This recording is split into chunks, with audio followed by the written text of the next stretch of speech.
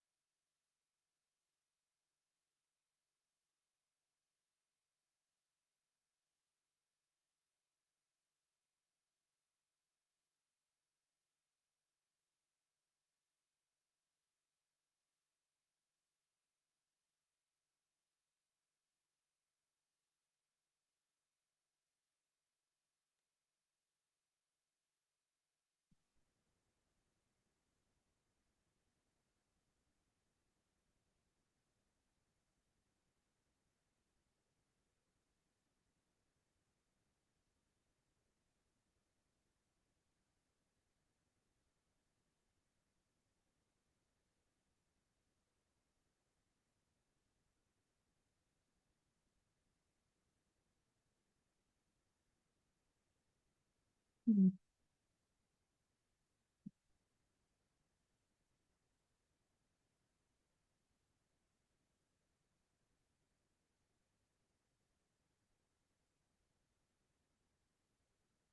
Hello?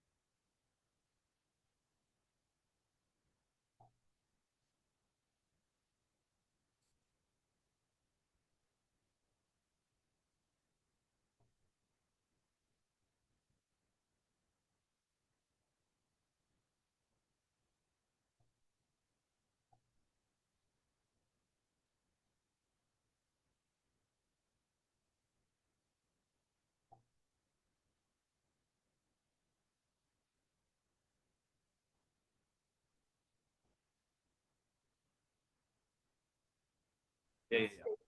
Okay.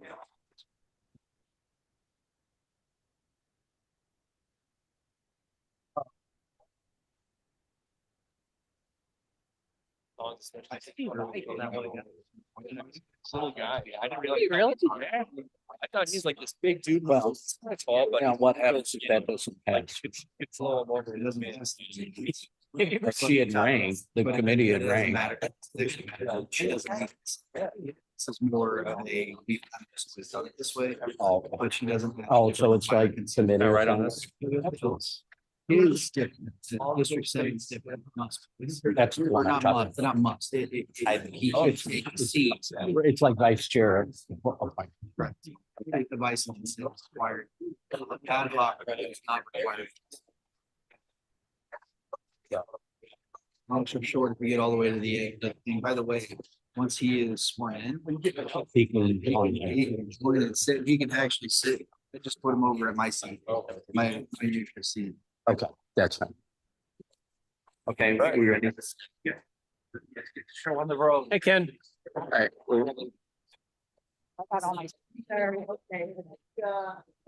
I'll try to live up. Okay. All right. Good morning. Start to sleep, then you're. It's 9:45 a.m. I'd like to call the Kane County Board meeting of January 14th, 2025 to order. Roll call, please. Right. Oh, man. You okay down there? Ellen, Our president, Derek, are you okay? Bates, Bates here. Berman. Berman is online. All right, we got your remote. Doherty, Doherty here. Garcia, Garcia here. Gripe, Right here. Gums, Comes online. okay. Iqbal, Iqbal present. Juby, Should be here. Caius, Guys present. Leonard, Lewis. Nope. Linder. Molina, Molina present. Genesis, Hannes is here. Roth, Roth here. Sanchez, Sanchez present. Strathman, Here. Surgis, Tarver, Tarver's here. Tepe, Williams, Here. and Young. Here. All right. You have a quorum. Okay, thank you. Chair's not. Madam Chair is not here today. She's currently at the emergency room. She sprained her wrists this morning. So everything is, I don't know any details other than that. So keep her in our prayers. So as vice chair, I've been asked to run, so good luck for me. Okay, remote attendance, we have Gums and Berman. Everyone okay with that? And Doherty. Doherty. And Doherty, thank you. Okay. They're approved. Mr. Sanchez is today for the, where's he hiding? Over here. Okay, oh, you're moving around. My old seat, actually. Yeah. Okay, you had the invocation today and the pledge? Okay, all right. You want to go ahead and start those? I don't know if you want to go up there or you want to do it. Do the pledge. Don't we do that? We can do the pledge first. Yeah. Okay, everyone stand. I pledge allegiance to the flag of the United States of America and to the republic for which it stands, one nation, under God, indivisible, with liberty and justice for all. And for this morning's invocations, I'm actually going to read a poem by the Polish-American poet Miloš Czesla. And it's one that I came across when I was much younger, and it has brought me inspiration through a lot of times. It was written in a time when materialism was kind of taking over, and religion was, and spirituality, I should say, was taking a backseat to common life. And the poem, I think, is really about having faith in the unseen and making the most out of each day. So I'll go ahead and read that. It's called On Angels.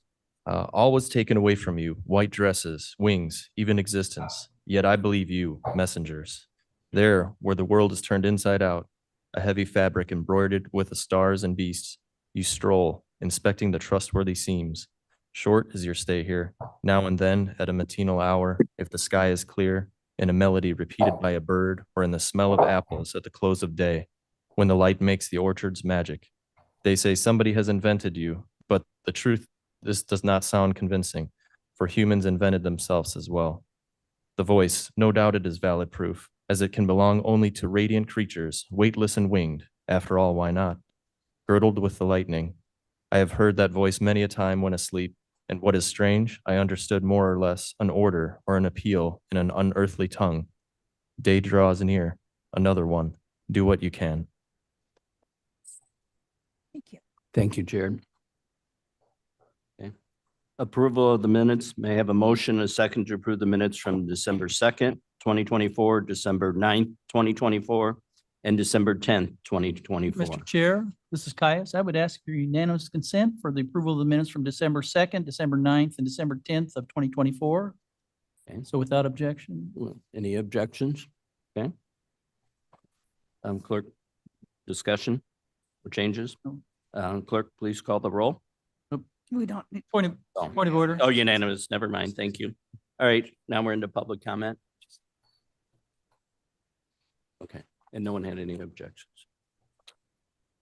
All right, first person on public comment is Mark Adaming. Mark, is he here? I am here. I am here. I am here. Okay, I see you, Mark. You're online. Thank you. I'm just not sure if I was on mute. I'm like, I haven't been using my Zoom very much. Okay, Um, you need I- to talk a little louder, please, so we can hear you here. okay, I'm gonna move a little bit closer. I Okay. think maybe I'm further Okay. back. And then you have Um, 3 minutes. Sure. Okay. Real quick, the urban blight of those slot machine signs everywhere. I'm not entirely sure you guys would feel that comfortable putting up or having ordinances for those signs in ultra rich areas. They are an urban blight and they are a smite on my community. So I'm not entirely sure why we have moved towards this being okay. So you guys need to have an ordinance or do something about that. And also, you guys really shouldn't be doing prayers before these meetings. I've already engaged the Attorney General. If you guys are going to act inappropriate at the beginning of the meeting, I can't expect you guys to do right behind closed doors. I can look at your budgeting and based off of like everybody complaining about the budget, if you looked at the budget based off of population in 2007, you would have incremental increases and long-term forecasting that would sustain this type of budget where you're at. My name is Mark Adamian. I have a master's degree in public administration. You guys are acting so inappropriate at the beginning of the meeting for me to have reported it to the Attorney General. So when you are behind closed doors, I cannot expect you to do things that are appropriate. You have sovereign immunity. Gross negligence negates that. There's also a different one for law enforcement as well. But if we move towards that, I'll get a FOIA request and I will submit the video evidence of those prayers before these meetings to the Attorney General. I am done talking about this. I'm very disappointed. Okay, I'm going to give you my time back at this point. I thank you very much. Thank you, Mark.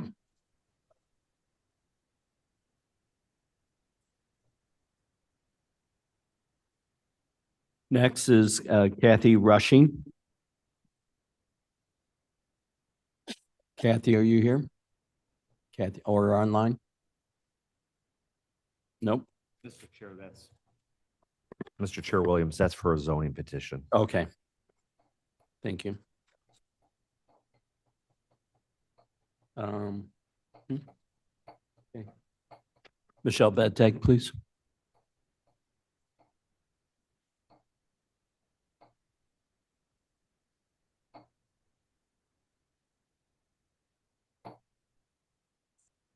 Michelle Betag, St. Charles. I'm just here, just again, kind of complaining about the tax referendum, retail tax that's going to be on the April 1st ballot. I am not comfortable, or I feel that 51 million more of the taxpayers' dollars is highly inappropriate. Today, you're trying to adopt a national awareness of poverty month. And I feel that you guys are making us having poverty, people experiencing poverty. I'm sad that Madam Chair is not here today. I'd be directing this to her otherwise. I feel that we are amongst the highest taxed in the country, which we are. The waste of spending that's almost doubled in the last 4 years. I just can't believe that we're worried about the poor when you're sitting there strapping them with all this debt, this unmindful debt of wanting building projects for $110 million, doing plans for $1 million that we never use, all the time spending, travel by Madam Chair that I don't support. I know she has her judgment of what she can do. I don't know why she has to go to Harvard to find these, leadership camps or whatever they are. Doesn't look like something I'm interested. Anyway, I'd like to have a proclamation on the agenda recognizing Christina and Damon Chabira that was murdered in Geneva on December 26th by an illegal immigrant. Her son, who was 13 years old, was stabbed 37 times. St. Charles and all the Kane County school districts are being notified by World Relief that we are getting a ton of illegal immigrants in Kane County. Prior to President Trump taking office, they want to get them out of Chicago. Chicago has received over 800,000 in the last 2 years. They want to spread the love and send them here. That's fine. However, I think some of this agenda with the health building and with the transportation and with the proclamation that we're discussing today has a lot to do with that. And I don't think it's fair to Kane County citizens who you're trying to strap them with many goods and services that they use to help save them and sell it as safety. I'm sure a lot of these fancy Harvard teach wording as far as how to sell the public on we won't be safe if you don't pass these taxes. I'm just hoping that all of you take this into consideration for the new appointee.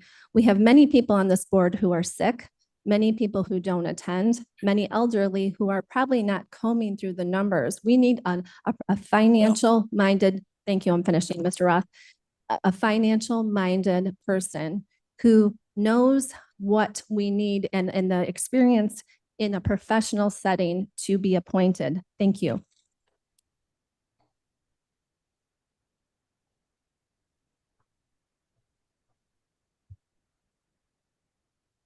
Next is Brian Anderson.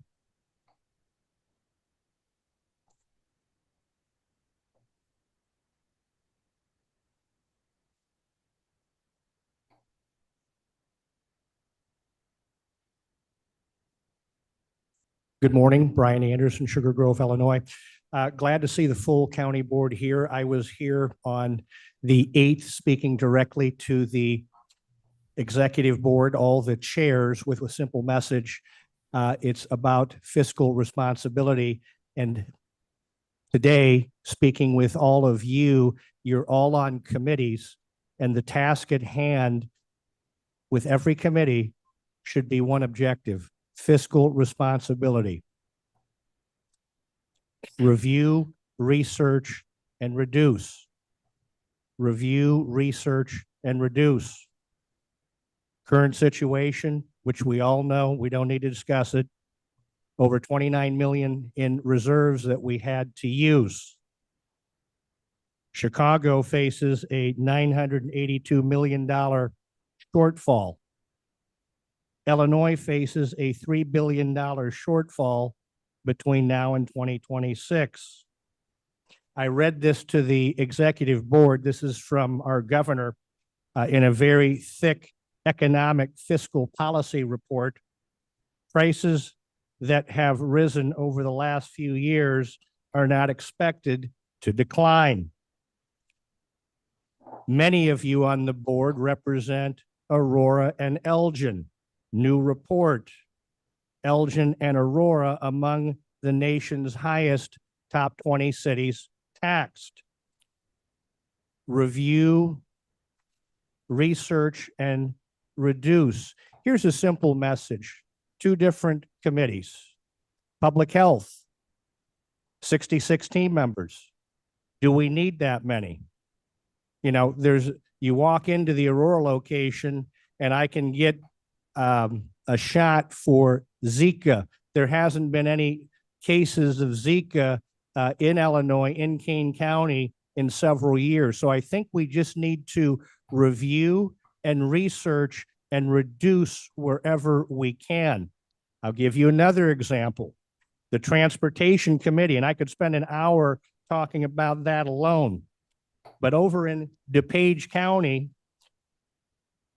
they just voted and repealed the Fair Share Road Improvement Impact Fee, saved homeowners nearly $1 million.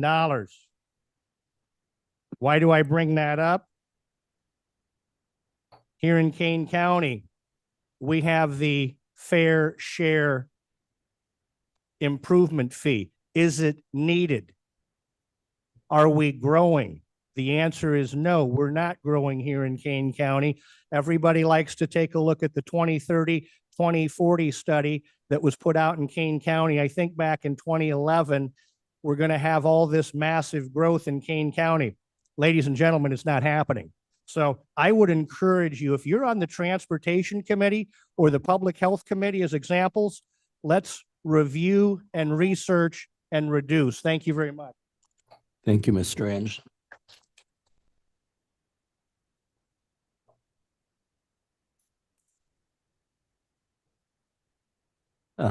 Kathleen, Judy? Mr. Chair Williams, that I believe is for a zoning request. Yeah, it is for Stuckman subdivision. So Kathleen, we're going to have you will be able to talk at that when we get to that. Thank you.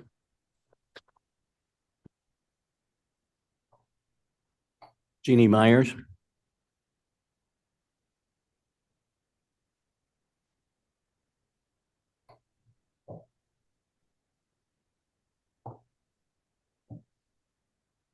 Good morning. Janine Mayer from Elburn. I am here to talk about the budget, the King County budget. We came many times last year to talk about this. And when we were coming here, many of the board didn't even really seem to understand the numbers, which was very shocking because this is what is most important, I believe, to the board: fiscal responsibility. I would like to talk about the ones that voted to approve the board, the budget of the board: Corinne Perogue, Dale Berman, Anita Lewis, Mavis Bates, Michelle Gumps, Bill Tarver, Bill Roth, Michael Linder, Deborah Allen, Cheryl Strothman, Vern Tepe, Chris Koss, and Jarrett Sanchez. That is basically voting for economic instability, voting against fiscal responsibility. Here we are in a situation that the budget in just 4 years doubled with declining population. This is against the citizens, against us, pay the taxes here. There actually was the group that did vote against the budget. We have some thank you cards for you because it's very, we want to recognize that you stood for the citizens. So that is Mo Iqbal, Leslie Juby, Myrna Molina, Gary Doherty, Cliff Surgis, Rick Williams, Bill Leonard, and David Young. The citizens wrote such things as, "You're courageous. God bless you. Thank you for your common sense. We appreciate your work and your vote. Thank you for standing up for we the people. Thank you for supporting us. God bless you for all your hard work. God bless you. We appreciate you."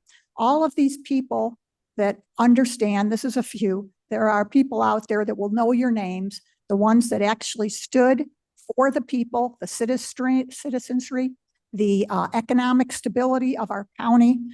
And then this month, here we are, we're having Poverty Awareness Month for business and individuals. This budget is going to add to the poverty of this county. So you want to recognize this month. Well, by voting for the budget, you're actually working against the proclamation. So I have these thank you cards here that I'd like to give to those people. So if someone could get these and pass them out, I'd appreciate it. Thank you. Thank you.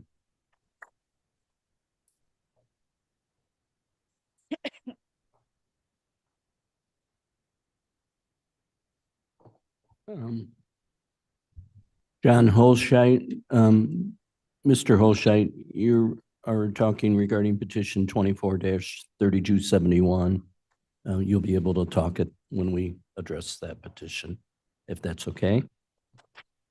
And that's it for public comment. Is there anyone that signed up that we didn't call?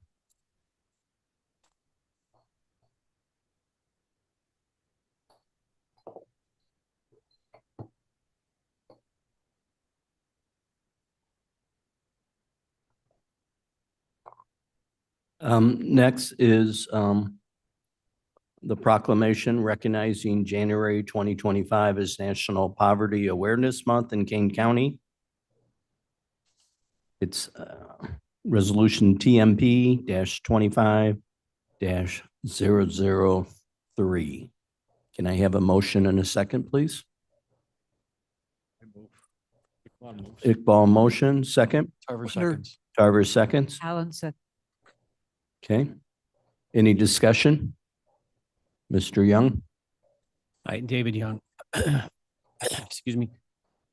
This proclamation, when you look at it, it's filled with socialist overtones and themes. If you Google the goal of socialism, you'll find that the goal of socialism is to create a society in which everyone has an equal share of resources and wealth. Socialism seeks greater equality by creating more equal distribution of wealth. And when you look at the proclamation, it lists that 42,000 people are live below an income of 31,200. Well, if you do the math, that's 8% of the population of Kane County, meaning that 92% of the population of Kane County is above the poverty level. So I don't know how this is an issue. I don't know why we're bringing this up as a proclamation. Yet for 8% of the population, we have this proclamation. Going back to the definition of socialism, socialism seeks greater equality by creating more equal distribution of wealth. Now, in the proclamation, there's three things that are mentioned, and these are mentioned to create a feeling of sorrow or even guilt. One, it says that poverty creates barriers to accessing basic needs. Two, it talks about food insecurity, which is a result of poverty. It says it's a critical issue. Three, it talks about societal disparities that exist due to poverty. And here's how the government wants to solve these problems.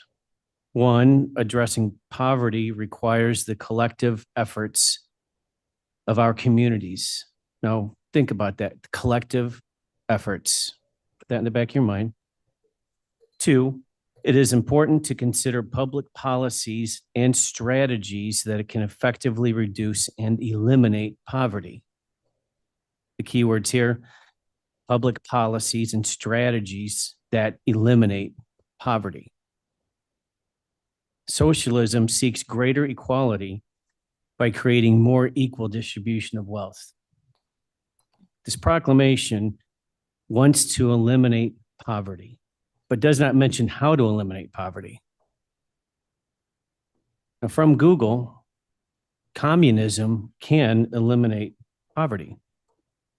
3 ways. 1, elimination of private property, which basically, in theory, removes the accumulation of wealth in the hands of a very few, leading to a more equitable distribution of resources, or basically distributing wealth. 2, you've probably heard this before, from each according to their ability to each according to their need. This concept basically ensures that everyone's basic needs are met, whether it be health care, food, clothing, shelter. 3, focus on the collective good. Collective good. And I'll read this here. It says, communism prioritizes the collective good over individual gain. This could lead to a more equitable distribution of resources and a focus on meeting the needs of all members of society. So the key word here is a more equitable distribution of resources, according to one of the tenets of communism. So a more equitable distribution of resources, that would remove the 3 problems that are listed in this proclamation, which is food insecurity, societal disparity issues, and accessing basic needs. Now, everyone's heard of the Declaration of Independence, and in the Declaration of Independence, it states that all men are created equal and endowed by their Creator with certain unalienable rights, that among these are life, liberty, and the pursuit of happiness. What the Declaration of Independence does not mention specifically are necessities like food, shelter, healthcare, and education. So when you take a look at this proclamation, it's filled with socialist overtones and themes. It's primarily this theme. Socialism aims to create a more equitable society, often through collective ownership and control. The biggest problem I have with this proclamation is that it actually says it is important to consider public policies and strategies that can effectively reduce and eliminate poverty. Public policies to eliminate poverty. That's communism. So obviously I'll be voting against this proclamation, and I hope everyone else votes against it too. Thank you. Anybody else? Yes, Ms. Stratman. Thank you, Mr. Chairman.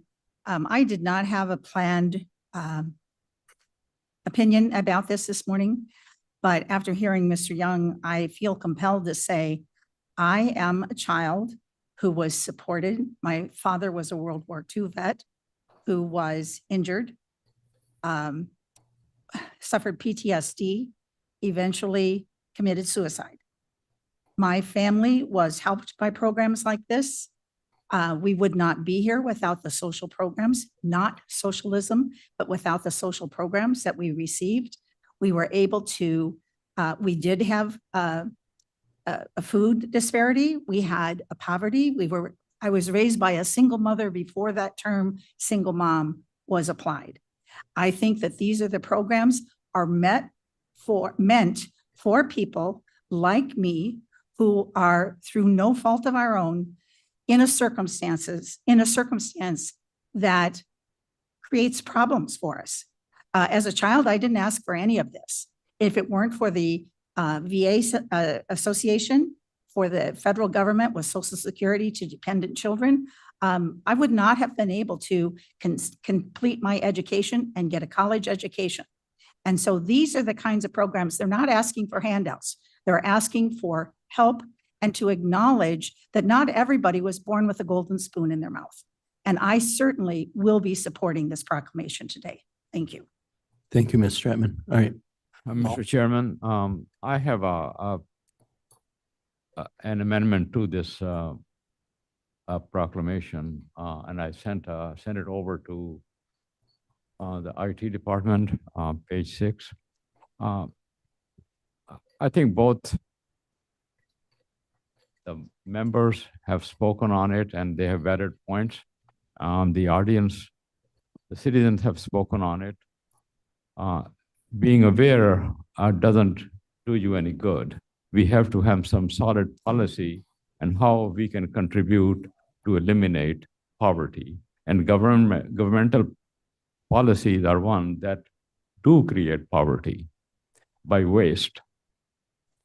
And my amendment is that the same, whereas Mr. Young was quoting, to reduce and eliminate poverty, and I will insert the word waste, reduce waste and eliminate poverty. So that's my motion, to insert the word waste, waste in government. Okay, we need a second. I'll second.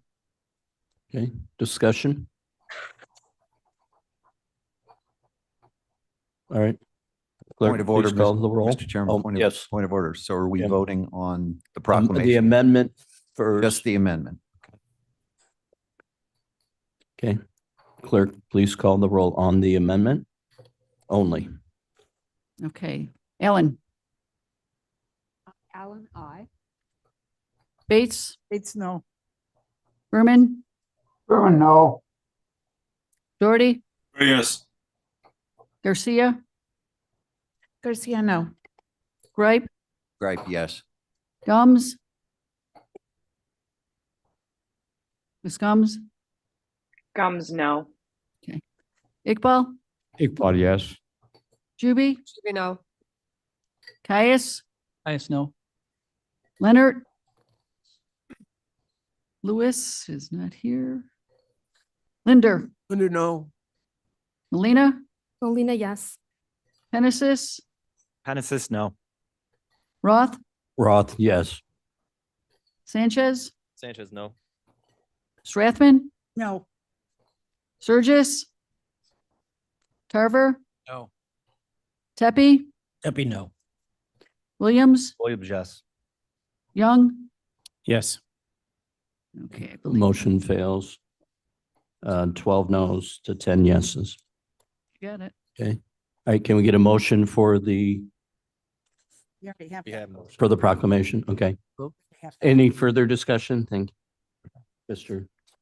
Thank you, Mr. Chair. Sanchez here. Yeah, I just wanted to mention, well, I guess remind people, this is just a proclamation. At worst, it's a feel-good statement that doesn't really do much in the community. At best, it's something that can actually drive action. I don't think this is the place to kind of craft some kind of policy, and I don't know how much waste is eliminating poverty, but I did want to include in this conversation, if we're going to talk about poverty, it's helpful to have resources to help us to understand what that even is like for people and some of the solutions out there. So I would just recommend everybody research the work of Ruby K. Payne. She has done a lot of really good research in this field and shown how poverty mindset is a completely different reality than what so many people experience, and they don't know what that's like. So crafting policy coming from a much different mindset is not going to be very effective. So just wanted to mention that. Thank you. Okay. Mr. Gripe. Thank you, Mr. Chair. So I'm reading this and it's interesting. I'm not a big fan of proclamations in general, but it's curious to me that Congress in 2009 decided to observe each January to raise awareness about poverty. And I'll just say I grew up in a non-poverty stricken family, fairly wealthy family. But my parents raised me to be very conscious of other folks. And we did all sorts of things, still do to this day, working with homeless and food banks and any rate, so back in 2009, Congress did this, and I don't see a movement in the dial at all. And I agree with Mr. Sanchez that it's not supposed to be a solution, but I think we need to do a lot more concrete stuff than this to raise awareness in this county, because, you know, I could see me going home today and the kids saying, "What'd you do, Dad?" You know, I voted on a proclamation. What's it going to do? Probably nothing. You know, what are you going to do in follow up to it? What's the board going to do in follow up to it to make people that are living in poverty better off? Well, I don't know.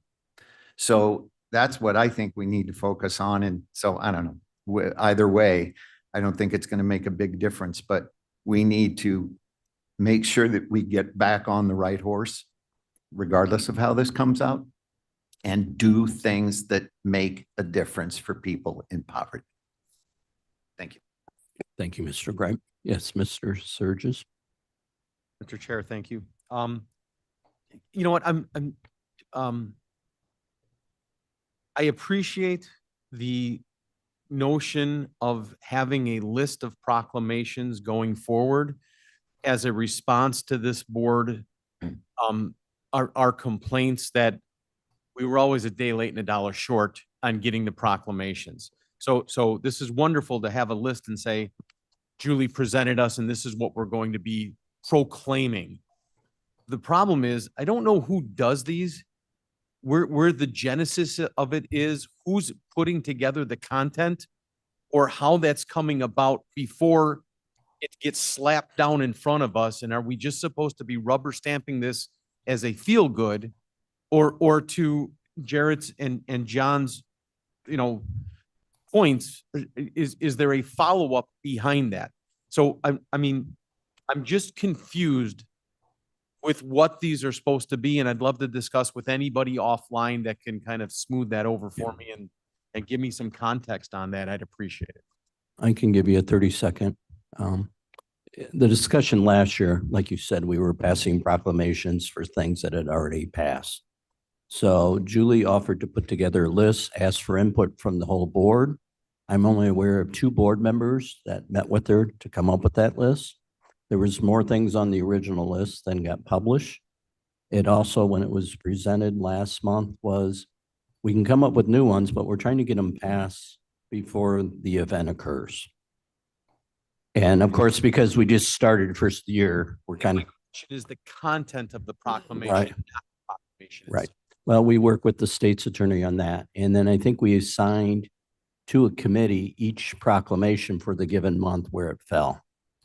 Like in some cases, Ms. Stratman will be kind of helping with the work with the states, I think is the thought. Now, whether that occurs or not is another thing. So it will evolve. And I agree with you. We need to continue because as some of the comments today, it's nice to do it, and that's all we can do in those proclamations. But then what are we going to do outside of it? And it's not necessarily the board too. It's in our personal lives. You know, a lot of us volunteer, you know, and that's hoping to make a difference too. So thank you. Ms. Bates? I'd like to say that I consider proclamations of this kind to be a symbolic effort to raise awareness and build the intention to reduce poverty in our community. The actions and policies to enact this intention must follow. Okay, thank you. Ms. Gums, you have your hands raised. I only have one hand raised, but Okay. I just want to point out that we do proclamations, and it seems like there may be a question as to why we do this. We do proclamations all the time. I think in the absence of an ability to do an action, a proclamation is something that our folks need to know we're paying attention to. We do proclamations for National Police Week, National Telecommunications Week, our corrections officers, our secretarial, you name it, we do it. And that's important to the people who are listening. You know, to my colleague, Mr. Young, we did in fact reduce child poverty by 40% over the course of a couple years. So, you know, going back to 2009, Mr. Gripe, you said that you haven't seen much done. I think there has been things done. Can we do those things necessarily? Not at that level, but we can acknowledge that there's an issue. And even though we might not understand it, we certainly have an issue. All you have to do is drive down the street. So I think that socialism is a stretch, with all due respect, but don't we have an obligation to acknowledge that we have an issue? I mean, that's the first step of a lot of things. So I'm going to support this. I feel like this kind of is a non-issue, frankly, but I do appreciate and respect my colleague's opinion. I just disagree with you, sir. Thank you, Ms. Gumbs. Anybody else? Okay, clerk, call the roll. Okay. Ellen, Alan, aye. Bates, Bates, yes. Berman, Berman, yes. Doherty, Yes. Garcia, Garcia, yes. Ripe, Gripe present. right. Gums, Gums, yes. Iqbal, Iqbal, no. Juby, Should aye. Caius, Caius, yes. Leonard, Leonard, no.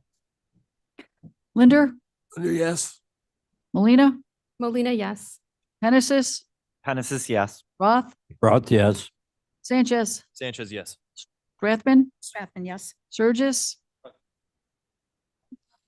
Okay, Tarver, Tarver, yes. Tepe, Tepe, yes.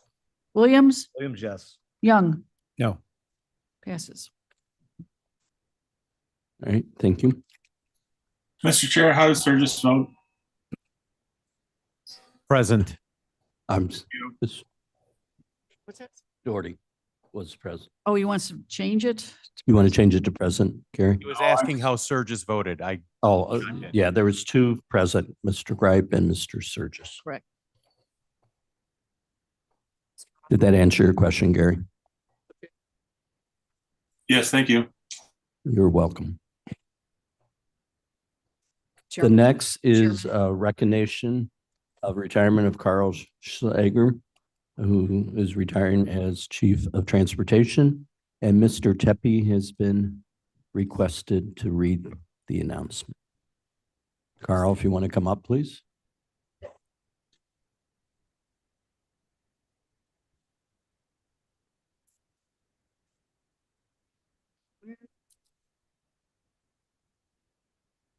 Have that on my agenda. That's.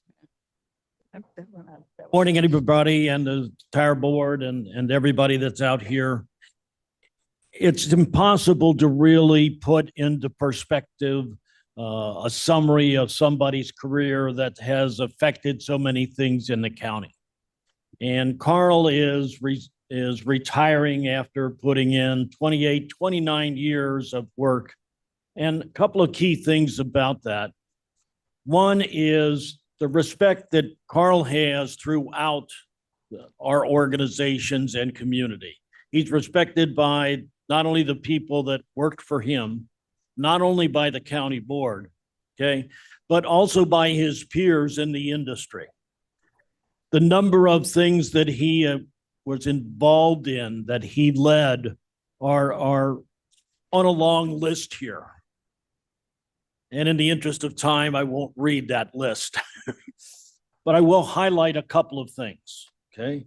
He oversaw all aspects of the Kane County Division of Transportation for over 20 years.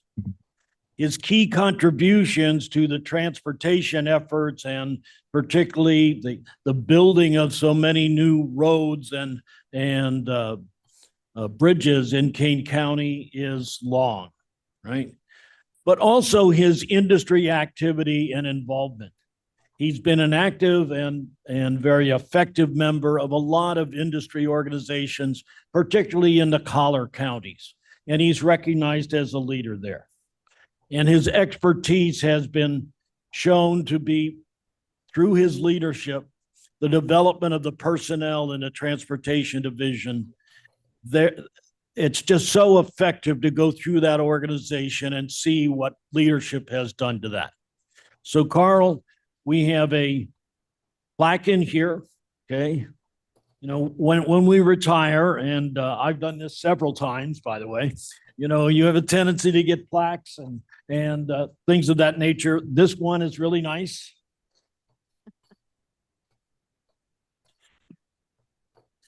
And it says to Carl Shader, Kane County Division of Transportation Director and County Engineer, in appreciation for your 28 years of service and dedication to Kane County, Illinois, from May 1997 to January 2025. Carl, thank you very much.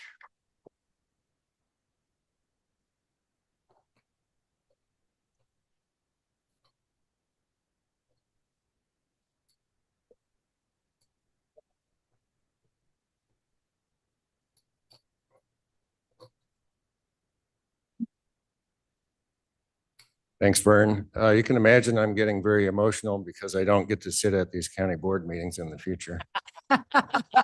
Poor Carl. I didn't say what kind of emotion. You know, Vern did a great job of summarizing my career in 2 minutes or less, and that's pretty impressive.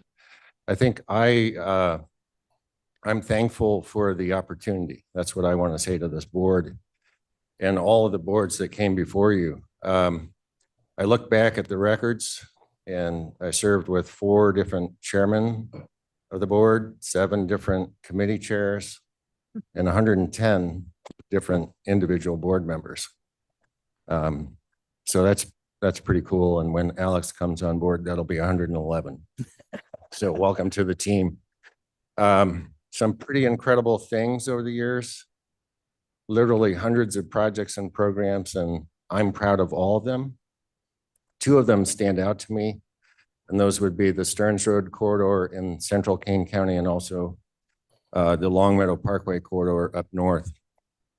Both were 5-mile corridors, new bridge over the Fox River, and each cost about $200 million. And now I know that we're in government and spending money is not necessarily a good thing, but that's a measure of the value that we brought to the community in terms of mobility, reducing congestion, and improving public safety. So I want to again thank the board for this opportunity. I'm leaving feeling blessed, and I think you're in a great spot. You have a great team out there at KDOT. So thank you very much.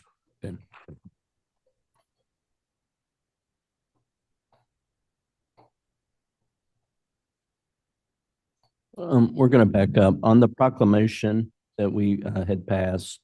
Somebody from Illinois Food Bank is here to just make a few comments. Yes, Julie. I'd like to introduce Robert Desiode, Senior Manager of Public Policy and Benefits at Northern Illinois Food Bank, to accept the proclamation for National Poverty Awareness Month and speak a little bit about what they do. Well, thank you. Thank you to the board. Oh, sorry. Is that better? Thank you to the board. I know we have a lot of support on the board and otherwise in the room. So thank you so much for all you do for us at Northern Illinois Food Bank. Yeah, we serve, in addition to Kane County, we serve the 13 surrounding counties to cook. There have been some interesting comments made about poverty in the room today, but we serve 70,000 families a month in Kane County. And that was consistent last year. That's 30% above where we were before the pandemic. So FY20, we're at 30% more than we were before the pandemic. And as was said before, I think in public comment, we don't anticipate prices of food falling anytime soon. So when costs are high, that obviously drives people to our pantries, to the food bank.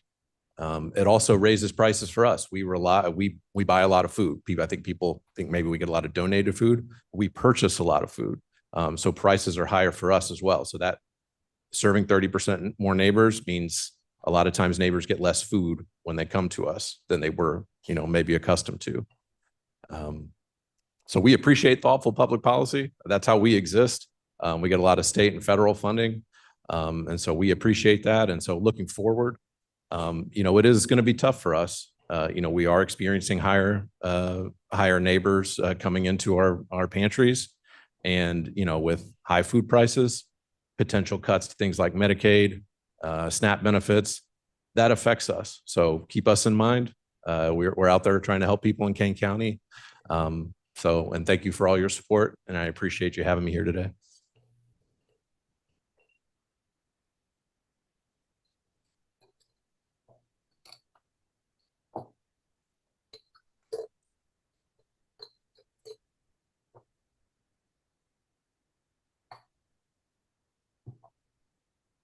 Okay, thank you.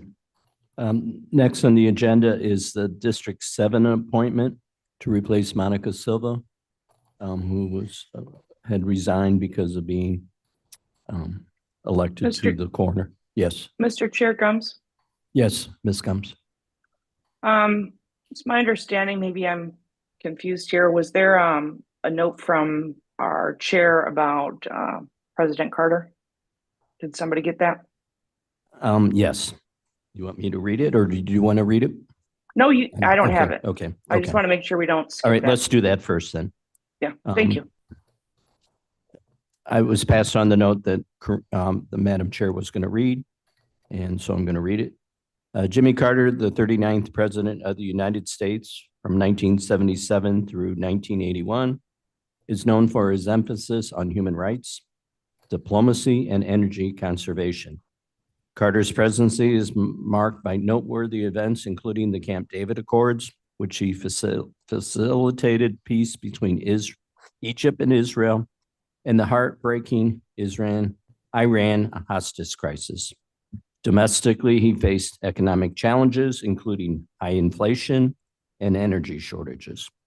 Moving back to Plains, Georgia, he leaned into his Christian faith and became engaged in humanitarian efforts. In 1982, Carter founded the Carter Center, a nonprofit organization dedicated to improving global health, democracy, and peace. He also spoke about the importance of mental health advocacy, promoting mental health awareness, and emphasizing the importance of mental health through treatment and public awareness. And this is a quote from Kane, but I know him best for his work with Habitat for Humanity. Jimmy Carter's association with Habitat for Humanity is one of the most prominent aspects of his post-presidency work, reflecting his commitment to affordable housing and community service. Shortly after leaving the White House, Carter and his wife, Rosalind, began volunteer with Habitat for Humanity. Their first build was in 1984, and this experience deepened their commitment to addressing housing issues. Carter was a vocal advocate for affordable housing policy. He emphasized that access to decent, safe, and affordable housing is a fundamental human right. His advocacy has helped raise awareness of housing issues and mobilize public support. Carter's firsthand approach, collaborating with volunteers and future homeowners, has promoted a culture of service and encouraged others to get involved in community service projects.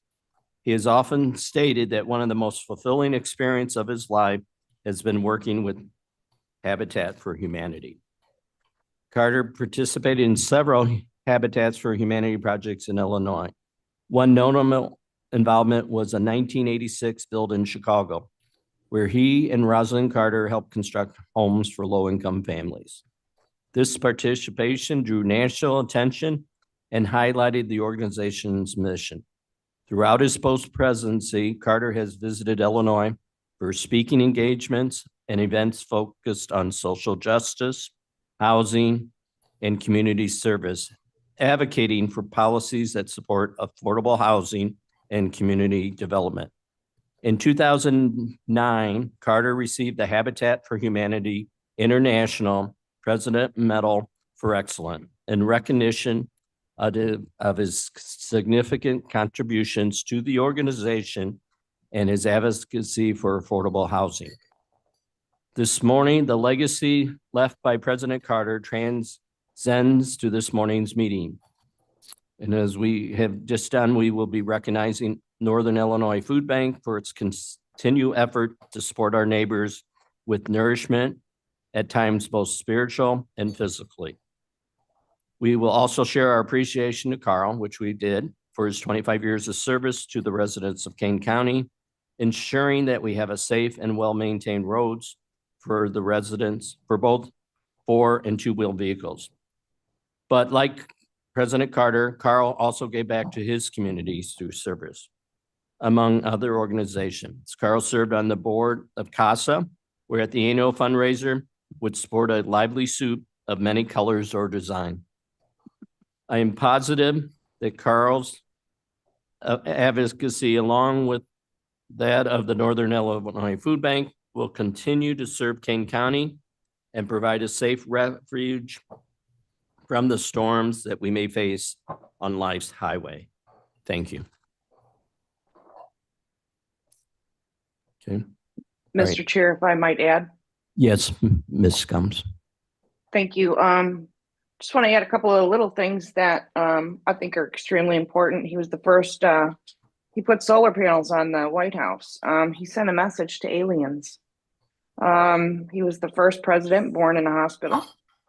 He lived in subsidized housing in Plains, Georgia.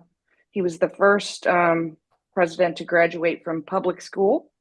He was a speed reader and a speed walker, and he was a beekeeper. And just some of the odd things about him, but foremost, I think he was a fantastic human being. So, Thank you, Ms. Scums. Okay. All right, coming back for District 7 appointment. With Monica's resignation, we have to do an appointment to replace her. Resolution 25-001, appointing Alex Arroyo to fill the vacancy on Kane County's Board District 7. A subcommittee, ad hoc subcommittee was put together and met twice last week to interview with different candidates. And the recommendation out of that subcommittee was Alex Arroyo. Can we have a motion? I so move. Strathman will second. All right, so motion by Caius, second by Stratman. Discussion, Mr. Leonard? Thank you, Mr. Chairman.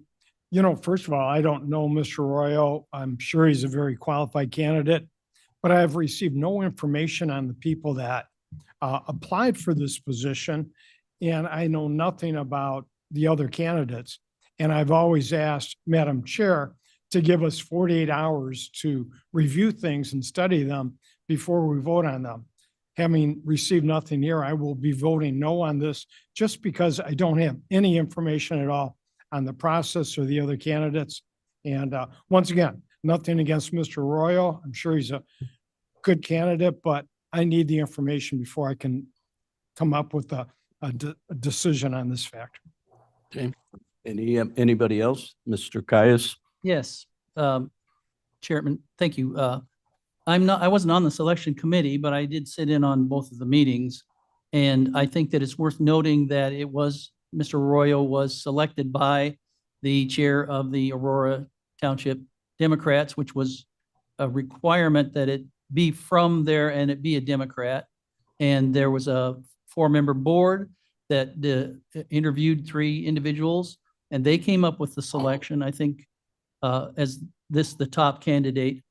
And I think it's very difficult for us, and I understand with our busy schedules and things, keeping up with this sort of thing. I think we owe it to those individuals in Aurora who have selected Mr. Arroyo as the top candidate that we appoint him to the board. And frankly, they were all qualified to some degree, but Mr. Arroyo was selected as the top candidate.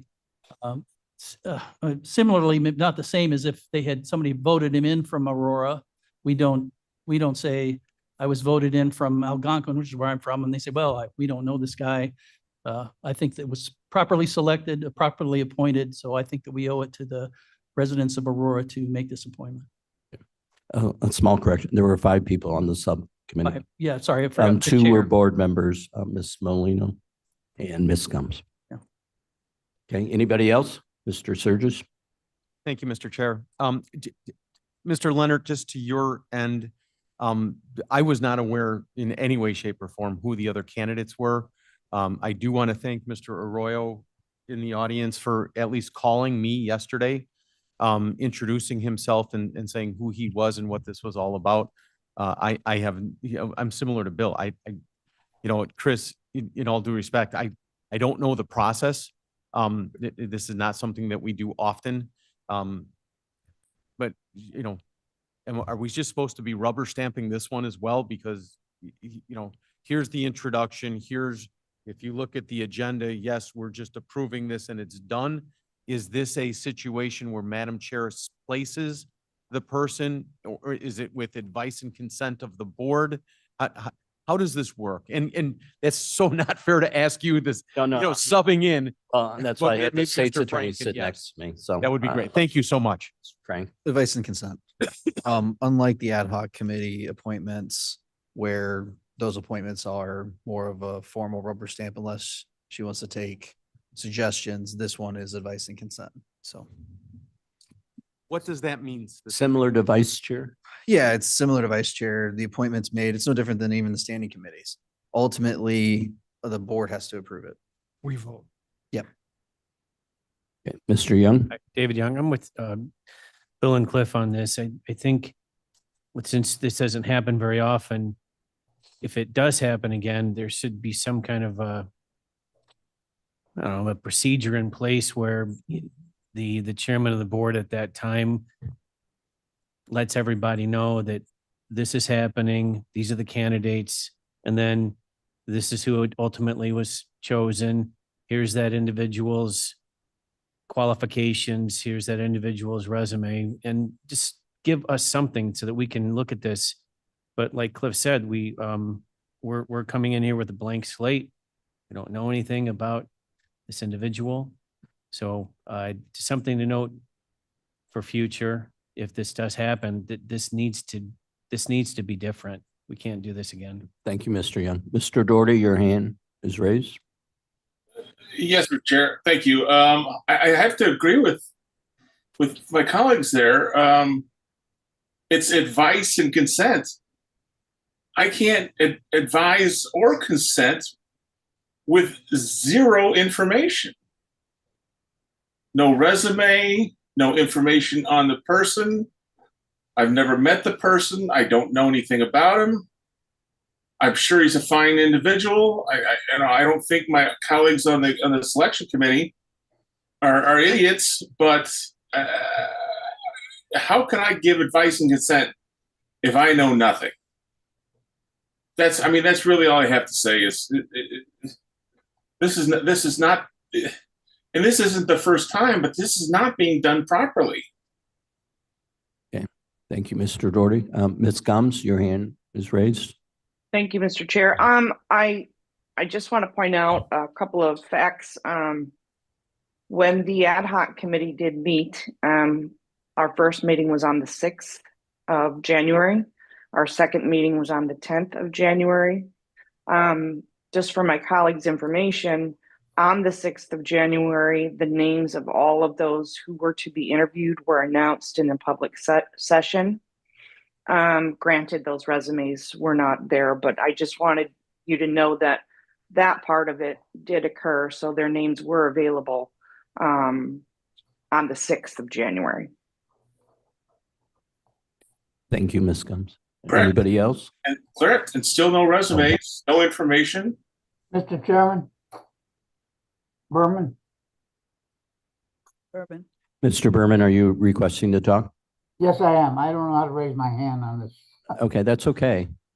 Can you get closer to your microphone, please? All right, I'll do the best I can. We're operating as on committees in our county board. And there's a committee that discusses everything that we do.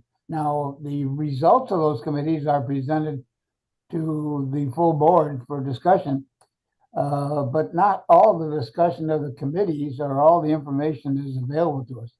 And I think this is something that if you're interested in a particular thing, that you need to sit in on that committee or listen to that committee and determine or what the facts are, so that you are qualified to vote when the time comes. That's my opinion. It's a committee organization. We should, if we want to, if we're really interested in it, we sit in on the committee. If not, we do what the committee recommends because they're the ones that studied it and worked on it. Thank you. Thank you, Mr. Berman. Mr. Surges? Just to Mr. Berman's point, I guess following that logic, I would have expected this to come to exec for some dialogue with additional information before it came to the board. And I don't know that that happened, and maybe that's part of the confusion, just for what it's worth. Okay, thank you. Mr. Tarver, you had raised your hand. Thank you. And to Mr. Surges' point, I'm not sure if it's supposed to go to executive or not. I mean, it is my understanding too that when this came about, that this was brought to the entire board and the community for the January 6th meeting. And then obviously the decision in the meeting that took place on Friday. And when the agenda came out for today, I was not able to attend in person as Mr. Caius was. I'm more to listen in, but I also made calls to find out as I prepare for this meeting today. So even though I don't know Mr. Arroyo personally, I did my due diligence to make sure that, you know, the resumes might not have been published, but also wanted to get my information as far as who is this candidate that's being referred and what can I do to help support this board? So that all this information is public and we do our due diligence when we're able to find out what we're going to do before the vote. So I just wanted to share that information. Okay, thank you. Ms. Molina? Thank you, Chairman. I guess as a member of the committee, I could provide some additional background to anybody who was interested in finding out. This was on the agenda. It was posted on Friday. It was posted on Friday at 4 o'clock. It was on the agenda. I wish the resume would have been attached to it. If anybody is interested in looking at the resume, I do have it. I would welcome maybe a 5-minute or 10-minute recess if anybody wants to review his resume ahead of time. Past practice has been that the chair chooses the person they want and the committee then either votes up or down. I've never heard of anybody being voted against as someone who sat on the board for 16 years and someone who was appointed 20 years ago, almost 18 years ago to serve on the board. There wasn't anything outside of it being presented to the committee, to this full board meeting. There was no executive committee. It was Madam Chair's preference to do an ad hoc committee. She doesn't have to based on the rules. She can just choose somebody and then we all look at it. But she did do an ad hoc committee and received consent from the ad hoc committee. It was a unanimous consent for Alex Arroyo. I could read a little bit about Alex if that would be appropriate for the record, or those who want a little bit more information, we could take a small recess and we can pass out the resume. I have one copy, but I think we would do a disservice to Mr. Arroyo because of an administrative error of not including his resume to delay this process any further. Mr. Gripe? Thank you, Gripe here. Is that me? Sorry. I'm interested in the process and I'm trying to, in my mind, say, let's say this was a Republican candidate. Are you muted on Zoom? I might be. Because that will stop the echo. Thank you, Mavis. It's feedback. Thank you, Mavis. That'll help. Any rate, it's easy. So if it was a Republican candidate, and again, the process would work the same, I would want everybody in this room to be completely informed, not to have to go after the information. You know, is it available? But I can imagine these meetings, if we had to go after all of this documentation, you know, it's out there. It's publicly available. You just got to go find it. And okay, that might be true. But in this case, if it were a Republican candidate, I'd say, okay, there's a bunch of Democrats here, a bunch of Republicans here. Doesn't matter. We need to inform every single person about who the candidates are and walk them through the process. Because if we're going to vote on this, I'm not voting because I think the committee structure's right. I'm not voting because I think the process didn't work the way it should. I'm voting on a person. And if I don't know much or anything about that person, or maybe importantly, much or anything about the other people that were being considered, then I can't say to somebody who says, why'd you vote that way? I don't know, just seemed like the way to go. So I think we need to consider the process. Mr. Chairman. Bates, Ms. please. Molina. To that point, Mr. Gripe, 5 years ago, I believe, this board appointed, District 13, vacancy which was a Republican. Madam Chair followed the exact same, process for this vacancy, which was to create an ad hoc committee. On that ad hoc committee, there were, 2 Republican, county board members, the chair of the Republican Party at the time, and I believe 2 members at large who represented the district. So it was a very similar process that this process was, and I think that was the same thing that Madam Chair decided to do. I'll speak on my experience 18 years ago when I was appointed. There was no ad hoc committee process. Chairman McConaughey interviewed a selection of people who submitted their applications to fill the vacancy for my district. And I was interviewed by 2 people, her and the chair or a representative from the Democratic Party. That was all done behind closed doors. They interviewed everybody, and they came up with a selection, and I was the selection at the time, and I was appointed.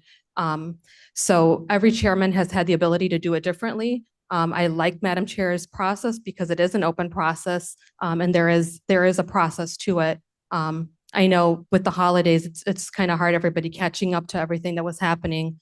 But we do need to fill this vacancy by the end of the month. So just a little bit more background there. Thank you. All right, thank you, Ms. Molina. Mr. Ms. Chairman. Bates. I was not, now I'm doing it. I'm on mute. I am on mute. When I was not at the January 6th meeting, but when I realized that they had had one meeting, I felt like I had not done my due diligence. I looked on the calendar, the Kane County General Calendar, and there was both of these meetings. We had plenty of notice about the meetings. I did attend the January 10th meeting.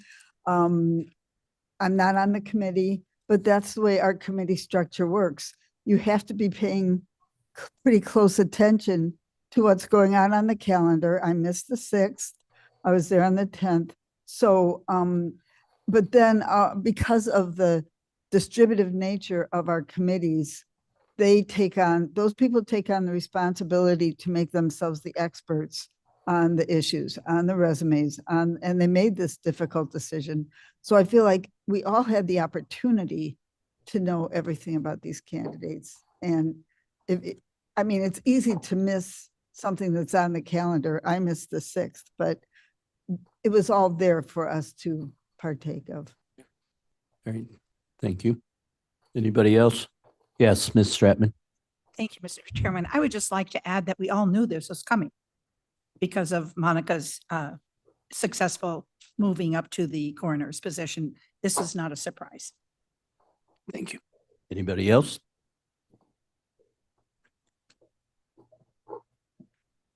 Just real quick, under 30 seconds. It was a process. Can we improve on the process? Yeah. Can we throw rocks at it all day? Yes.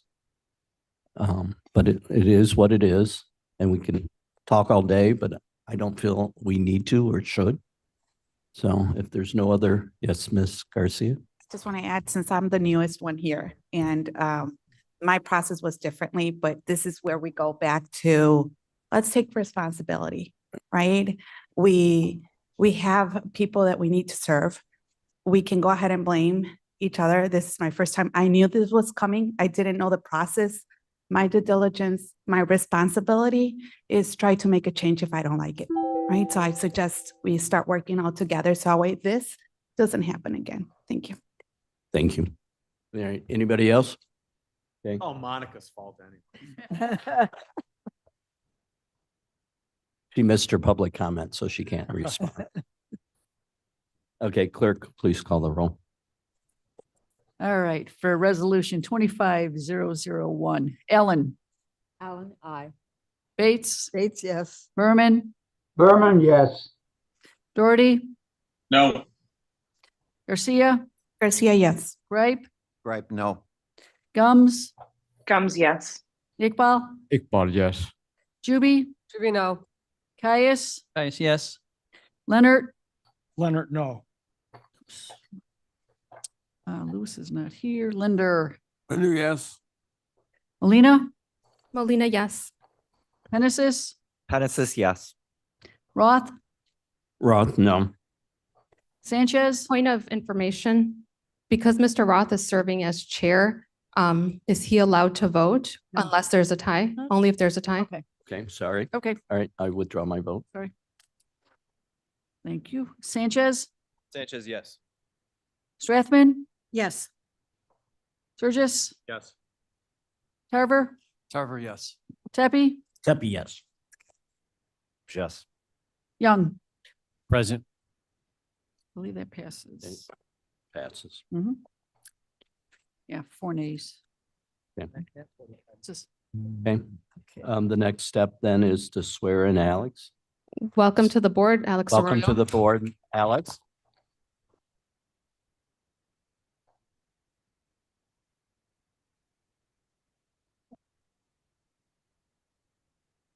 You get to come up, get sworn in. And then after, Something about the new guy brings donuts or something. yeah. And then after being sworn in, Alex, you're allowed to participate. So you can come on up or come on down, I guess. And Who is swearing? Celeste is going to be swearing Alex. You want to be here?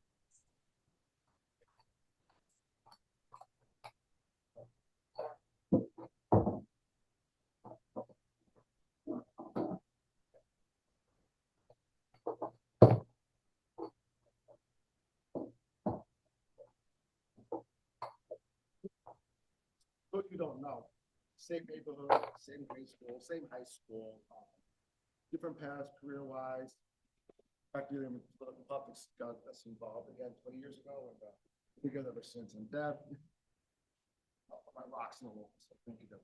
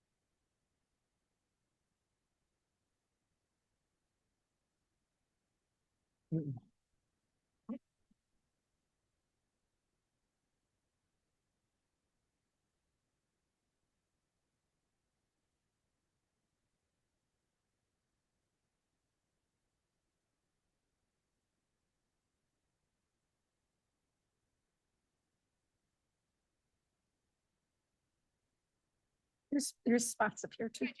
Let's keep track of you. Hi, Jarrett, over there. That's mine. I wasn't planning on being up.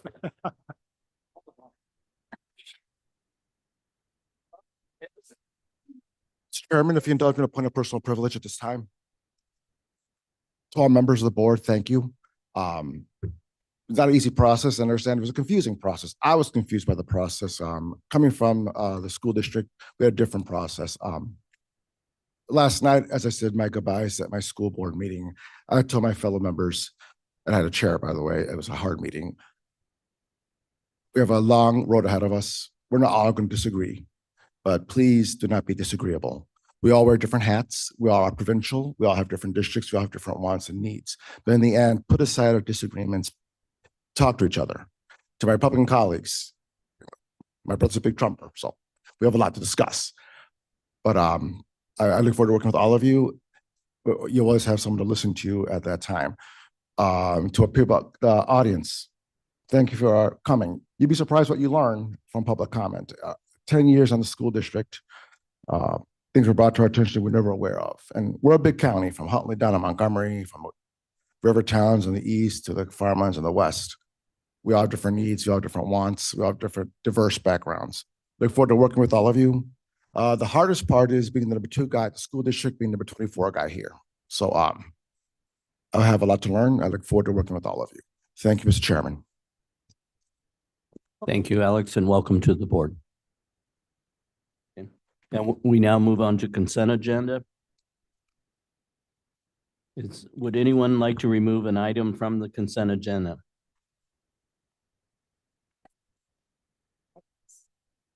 Is that me? Yes. Yes, thank you, Mr. Chairman. I would like to remove resolution 25-011.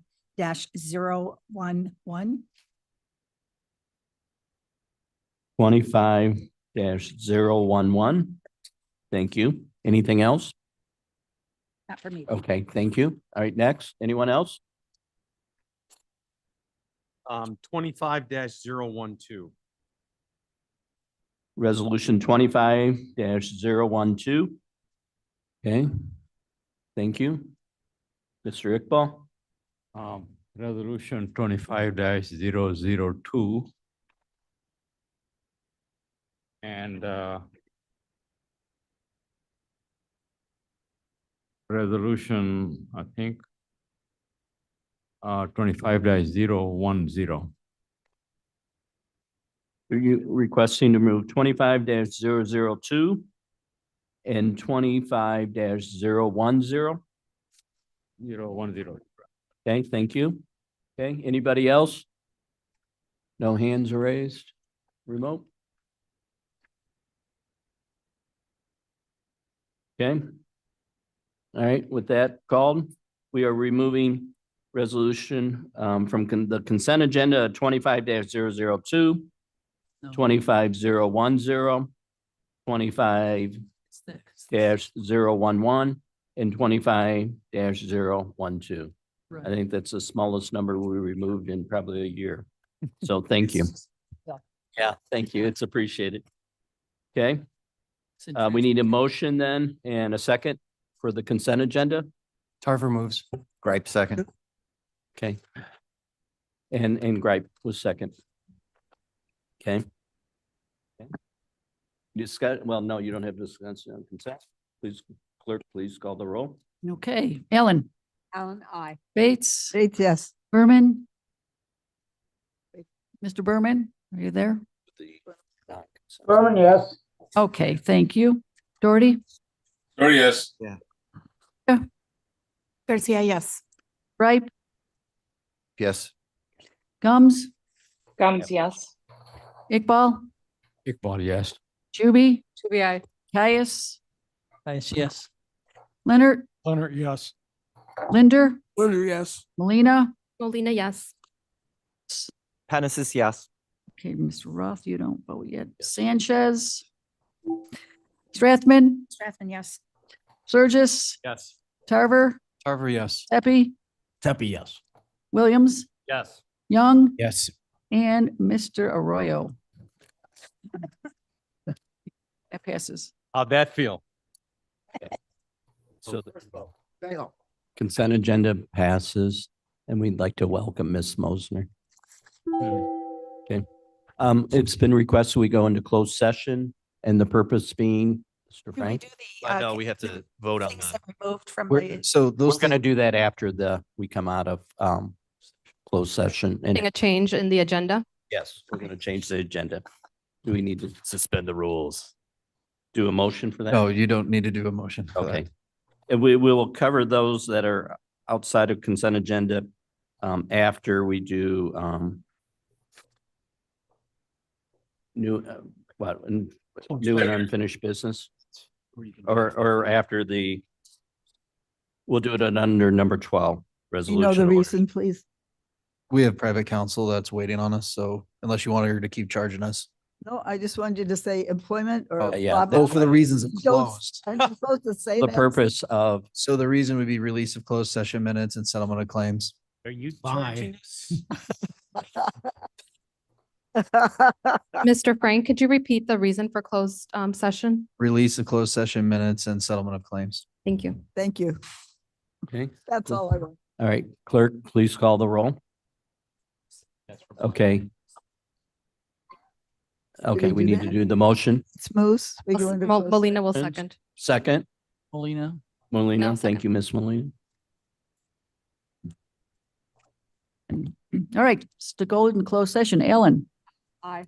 Bates, Bates, yes. Berman, Herman, yes. Doherty, Or yes. Garcia, Yes. Gripe, Yes. Gums.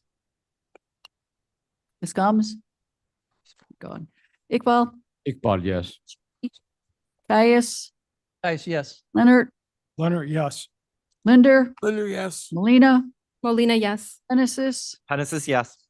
Sanchez, Sanchez, yes. Strathman, Strathman, yes. Surges, Tarver, Tarver, yes. Tepe, Tepe, yes. Williams, Yes. Young, Yes. Arroyo. Yes.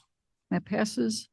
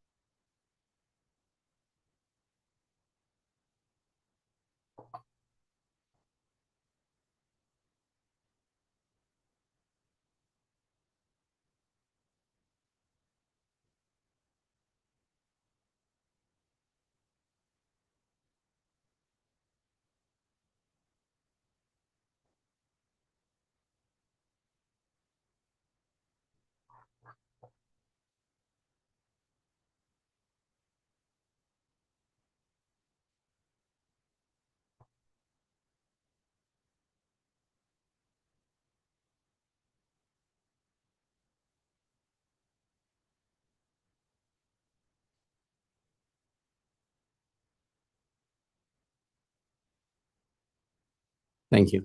All right, as soon as the clerk's back, we will get back into session. Yeah. Does that? Mr. Caius brought lunch in for us all. Thank you, Mr. Caius. Yeah. But I'd say that's 22.5. So I think We ensure that. Seems to me though, like that.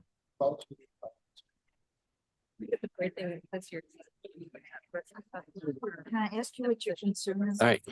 Yeah, I want to talk to you. I hope you won't take it personally. Oh, Bill, you're gonna blow the time frame out of the water. I was hoping to do it in an hour, so. I'm I was off. hoping we'd be done at noon, but. When are we getting out I of don't think that's gonna happen either.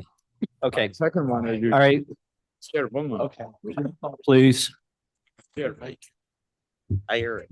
This is roll call in open session. Ellen, Thinking about the compost.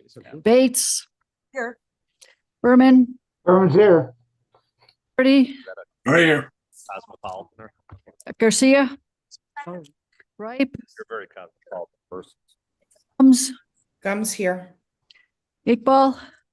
Iqbal present. Thank you. Juby. Here. Caius. Yes. Okay. Leonard, Leonard here. Lewis, Linder, Linder here. Molina, Molina present. Penesis, Genesis here. Roth, Roth here. Sanchez, Still here. Ethman. This, Carver's here. Tepe, Steppy here. Williams, Here. Young, Arroyo. You have a quorum. Thank you. All right, we're back in open session. Can we get a motion to vote on release of closed session minutes? Just moves to release Sanchez and Gripe is second. exhibited in, or is indicated in Exhibit A. Any discussion? Okay, Gripe second. Gripe. This is minutes. Let's do a roll call. Illinois. Bates, Berman, Berman, yes. Doherty, There he is. Garcia, Right, yes. Gums, Gums, yes. Well, yes. Juby, Caius, Yes. Leonard, Leonard, yes. Linder, Linder, yes. Molina, Molina, yes. Penesis, Yes. Sanchez, Sanchez, yes.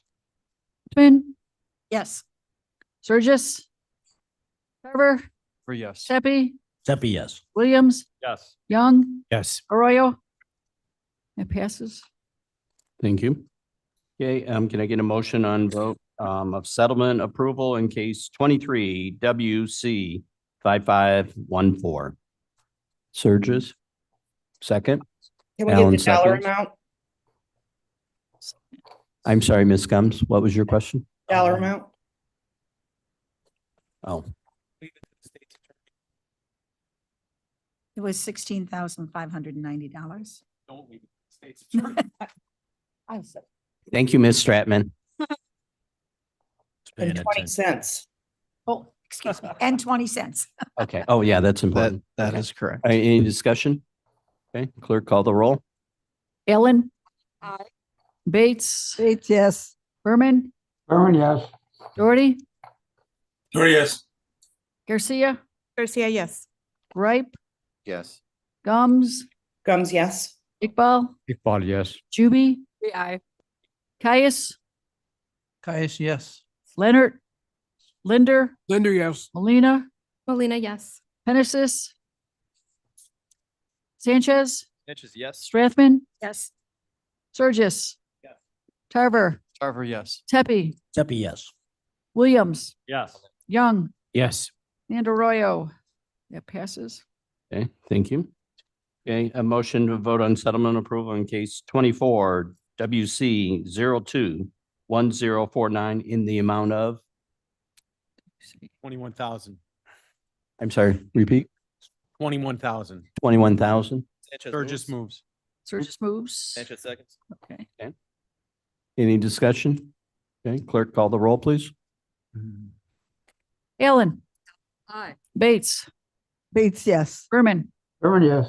Doherty, There he is. Garcia, Garcia, yes. Ripe, Gums, Guns, yes. Iqbal, Iqbal, yes. Juby, Aye. Caius, Caius, yes. Leonard, yes. Linder, Linda, yes. Molina, Molina, yes. Genesis, Genesis, yes. Sanchez, Sanchez, yes. Strathman, Yes.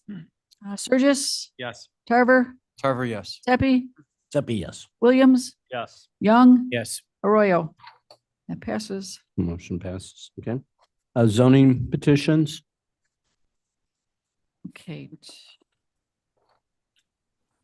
Excuse me, Oh, yeah, Mr. we got, The four We were going to items. do that with number 12. We wanted to do zoning petitions. okay. Thank you for your question, though. It's very much appreciated. Doherty Chair. Yes. Please remind all members to use their microphones.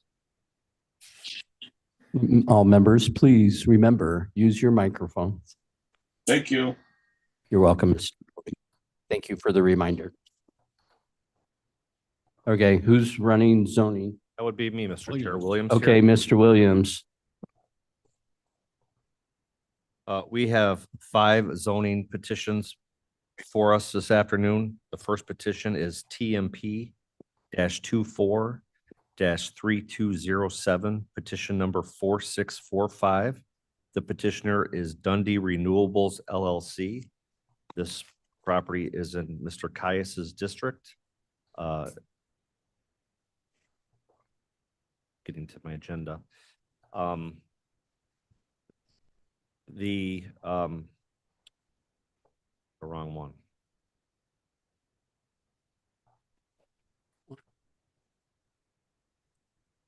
Sorry, my computer's frozen again, so Right. get there. Yeah, okay, thank you.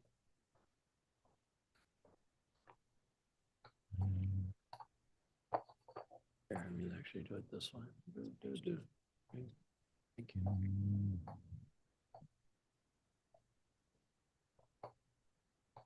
You got it? Not yet. I'm sorry. You want Just me give to a read it? minute. Caius has it. What page? On the monitor. I can't read that. Yeah, I know. You want me to read it? I'll do it. I'm sorry, Okay. folks. No problem. You turn technology again. You have 475 pages of agenda. You tend to have these issues. Yeah. Okay. The property location is the west side of Boyer Road, north of Huntley Road at the Long Meadow Parkway in Dundee Township, parcel number 03-06300-002. We have a special use in the F farming districts zoning to allow for the development of a commercial solar energy facility. The 2040 plan identifies this area as resource management. There is an objection by the village of Algonquin. The Regional Plan Commission does not vote on this matter. The Zoning Board of Appeals recommended approval with the following conditions. At this time, I would entertain a motion to approve. Caius, move. Seppi, seconds. Motion by Caius, second by Tepe. Is there anybody from the petitioner present? Would you like to address the board? Please identify yourself for the record, sir. Hello, Matt Walsh with Nextamp. Good morning, Chairman, and County Board members. I appreciate you taking the time to consider our petition today. I just wanted to briefly state that we're excited to be part of the Kane County community. This is our second project in Kane County. The first one was actually in the village limits of Burlington, who provided special use, and the project's been operating for several years successfully. So we're excited to further serve this community. Per phone, please. Thank you. Do you want me to restate that? No. that's Okay. fine, just going forward. That's all I have. Thank you. Okay, thank you. I don't understand. I don't know if there were any objectors who've signed up to speak on this matter. I'm not aware of any. Mr. Van Kerkhoff or Ms. Walnick, would you like to address the board on this? Only if necessary. Okay, there were no objectors, Mark. City. Caius, the village of Algonquin objected. Okay, but no one's here from the village. No, they've submitted a letter Okay, and a note that they object to this. you have that letter? It's in the zoning petition, Mr. Okay, Chair. thank you. They have asked for some additional stipulations, which I believe we have incorporated in our approvals. Is that correct, Mr. Van Kerkhoff? So- So to stay up there much. Aha. Yes, that is correct. Maybe to kind of help fill in the blanks, Mark Van Kerkhoff, Director of Development. The Village of Algonquin, prior to the zoning hearing, he had submitted a official letter of objection as well as a list of conditions that they were requesting if the board were to approve those. The petitioner preemptively agreed to a number of those conditions, which were incorporated into the recommended conditions by the zoning board when they made their recommendation for approval to the zoning board. Those are included in the listed stipulations and were also reviewed by the County Development Committee. Okay, thank you, Mr. Okay, anything else, Mr. Williams? No, Mr. Chairman. Okay. Mr. We already Chairman? have, yes. Mr. Surges? Surges. Just because this is the opportunity to speak on these, I wanted to comment that I have brought opposition up to two specific solar farms, if you will. And the unintended byproduct of that has been, after the last one, I received an immediate phone call from someone in Elgin looking at a 160-acre farm, calling and saying, I just wanted to let you know how much we appreciate the conversation and dialogue at your board level.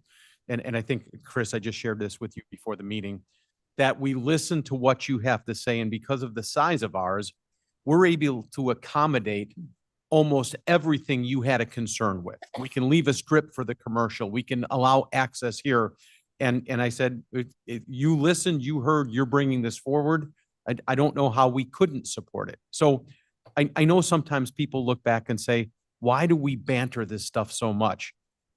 I believe the ends do justify the means sometimes. And that was just such a wonderful phone call to receive from somebody who hasn't even gone to Mark Van Kerkhoff yet. So Okay. for what it's worth, All thank right, you. thank you, Mr. Surgeon. Anybody else? Mr. Caius?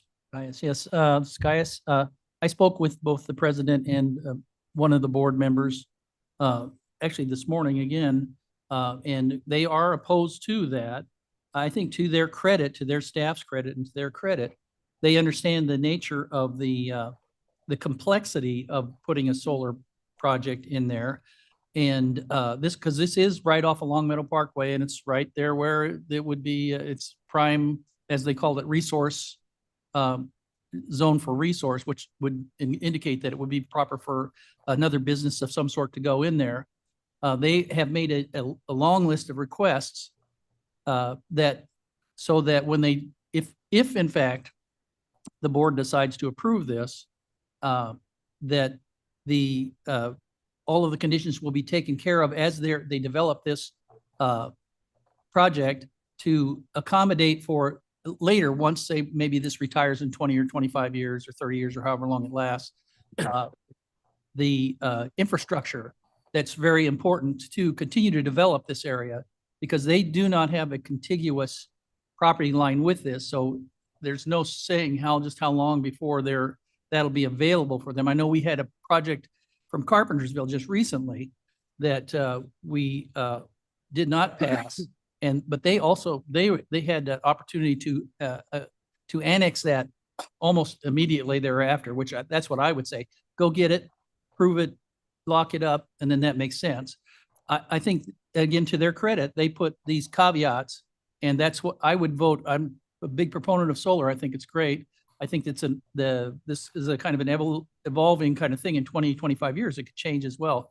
I think they put the conditions in there that would make this appropriate if the developer follows through with those caveats. And that's what I would vote yes. I personally would vote yes on this with the condition that they do follow those, so that in some distant time, sooner or later, when they develop this, that it doesn't adversely restrict or hinder the type of development that they expect to have in that corridor. And that will be a heavily developed corridor. So, okay. Yep.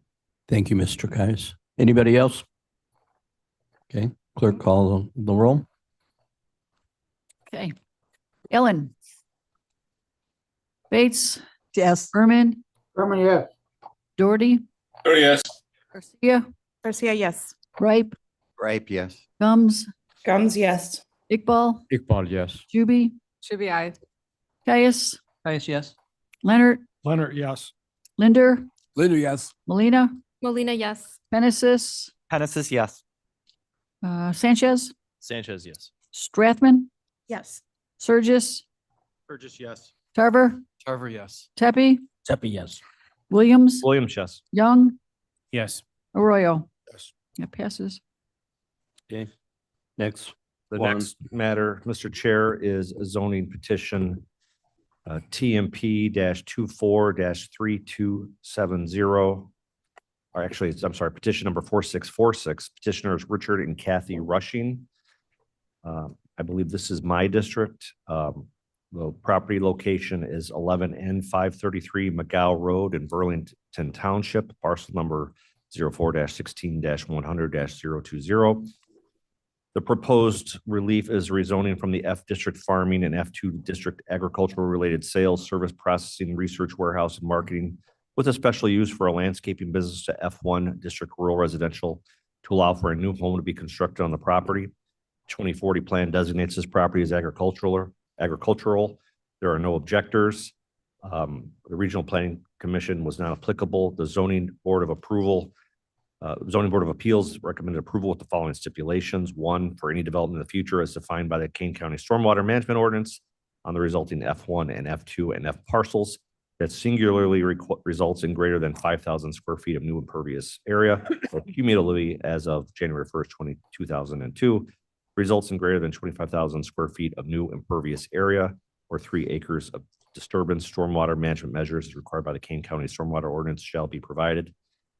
Development Committee recommended approval with those stipulations. I don't know who's here for Blair, if he can put a map on screen. Kathy Rushing is online with one of the petitioners. Can we get a motion on this petition? I'll second. Okay, Surges and Williams second. Okay. Discussion? Take that Williams Surges, please. All right, Williams is motion. Okay. Surges second. That's fine. Ms. Rushing, would you like to address the board? Yeah, thank you, Chairman and Board. Really, I'm here as representing this parcel as owner with my husband, and here to answer any questions that the board or chairman may have with regards to this petition. Thank you, Ms. Rush. Okay, anybody else? Okay, clerk, call the roll. Ellen, Aye. Bates, Bates, yes. Berman, Berman, yes. Doherty, Oh, yes. Garcia, Garcia, yes. Gripe, Right, yes. Gums, Gums, yes. Iqbal, Iqbal, yes. Juby, Juby, aye. Caius, Caius, yes. Leonard, Leonard, yes. Linder, Linder, yes. Molina, Molina, yes. Penisys, Genesis, yes. Sanchez, Sanchez, yes. Strathman, Surges, Tarver, Tarver, yes. Tepe, Tepe, yes. Williams, Williams, yes. Young, Yes. Arroyo. Yes. It passes. Okay, motion passes. Okay, next one, Mr. Williams. Next matter for your consideration is petition number 4647. Petitioner is the Warren Bowman Trust. The location of the property is 4N011 Thorn Tree Road in St. Charles Township, parcel number 09-21-352-008. The proposed relief is rezoning from F Farming Zoning District to E2-A District Estate Residential to allow for a portion of the property to be split off and sold to the neighboring property to the west. The 2040 plan calls for this property to be rural residential. There was an objector, the neighboring property owner. The Regional Planning Commission did not address this matter, but the Zoning Board of Appeals recommended approval with stipulations as outlined on the screen. I would entertain a motion to approve. Burgess moves. Linder, second. Is Mr. Hoshite on Zoom? He was on Zoom, yes. He's on. Yes, I'm here to answer questions, Mr. Chairman. Okay, thank you, Mr. Hoshite.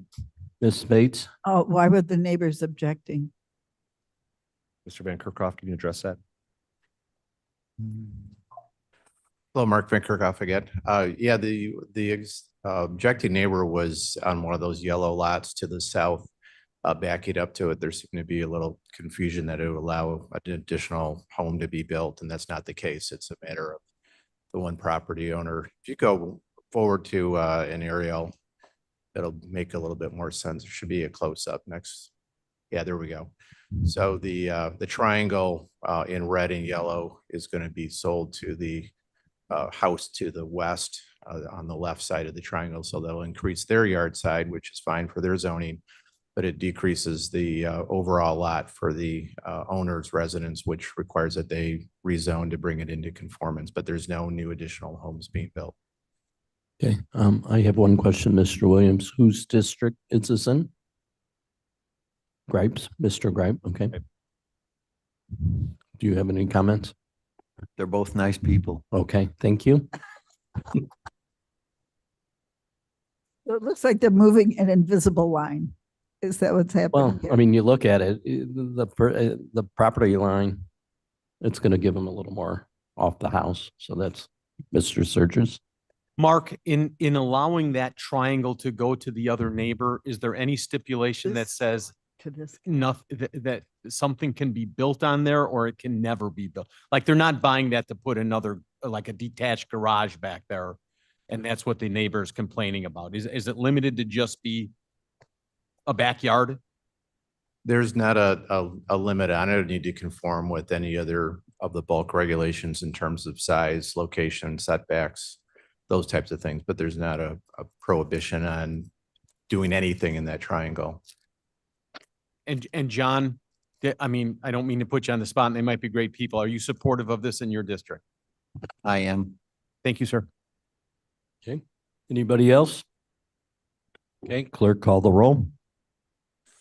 Ellen, Aye.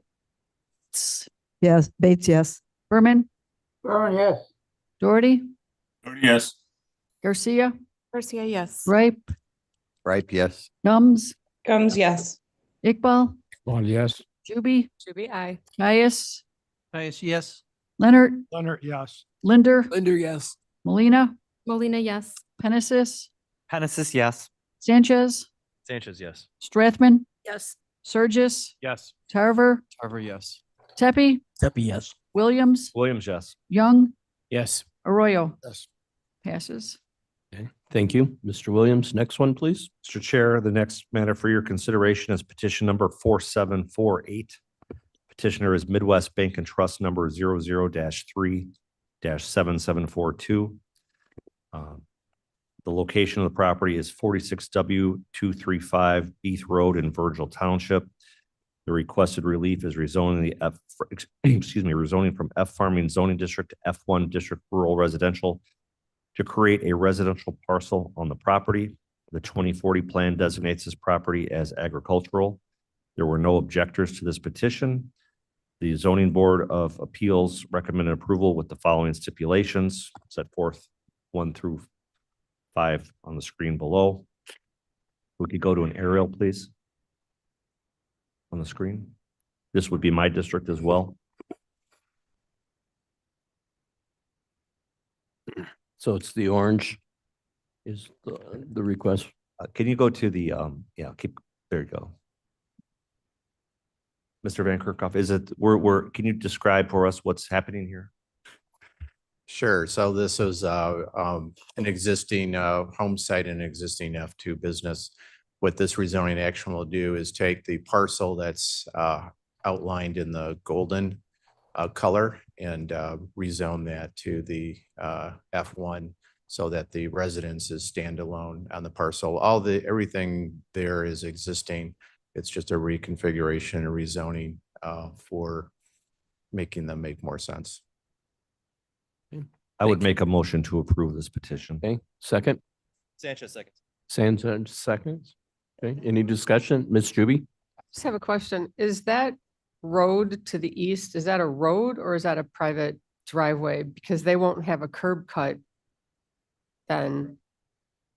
That's So- correct. They have access easement from Beath Road through the existing parcel to the existing residence. Okay, so it won't be landlocked. They have an easement for that. Correct, Okay, yes. great. Thank you.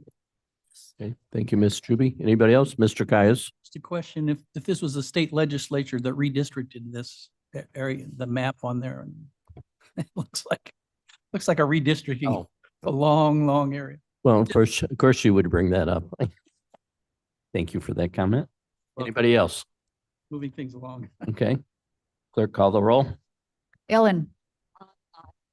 Bates, Bates, yes. Berman, Yes. Doherty, yes. Garcia, Garcia, yes. Ripe, Ripe, yes. Gums, Gums, yes. Iqbal, Iqbal, yes. Juby, I. Caius, Caius, yes. Leonard, yes. Linder, Linder, yes. Molina, Molina, yes. Penisys, Genesis, yes. Sanchez, Sanchez, yes. Strathman, Strathman, yes. Surgis, Yes. Tarver, Tarver, yes. Tepe, Zepi, yes. Williams, Williams, yes. Young, Yes. Arroyo. Yes. Passes. Okay, thank you. Mr. Williams, your final I petition. should get double pay for this one here today. The final petition before you today is petition number 4649. The petitioner is Barbara Stuckmeyer. This is also in my district. The location of the property is 8N 486 Thomas Road in Burlington Township. The proposed relief is rezoning from F Farming Zoning District to R7 District, two-family residential, to allow the existing duplex to be sold off from the remaining property. The 2040 plan designates this property in Countryside Estate Residential.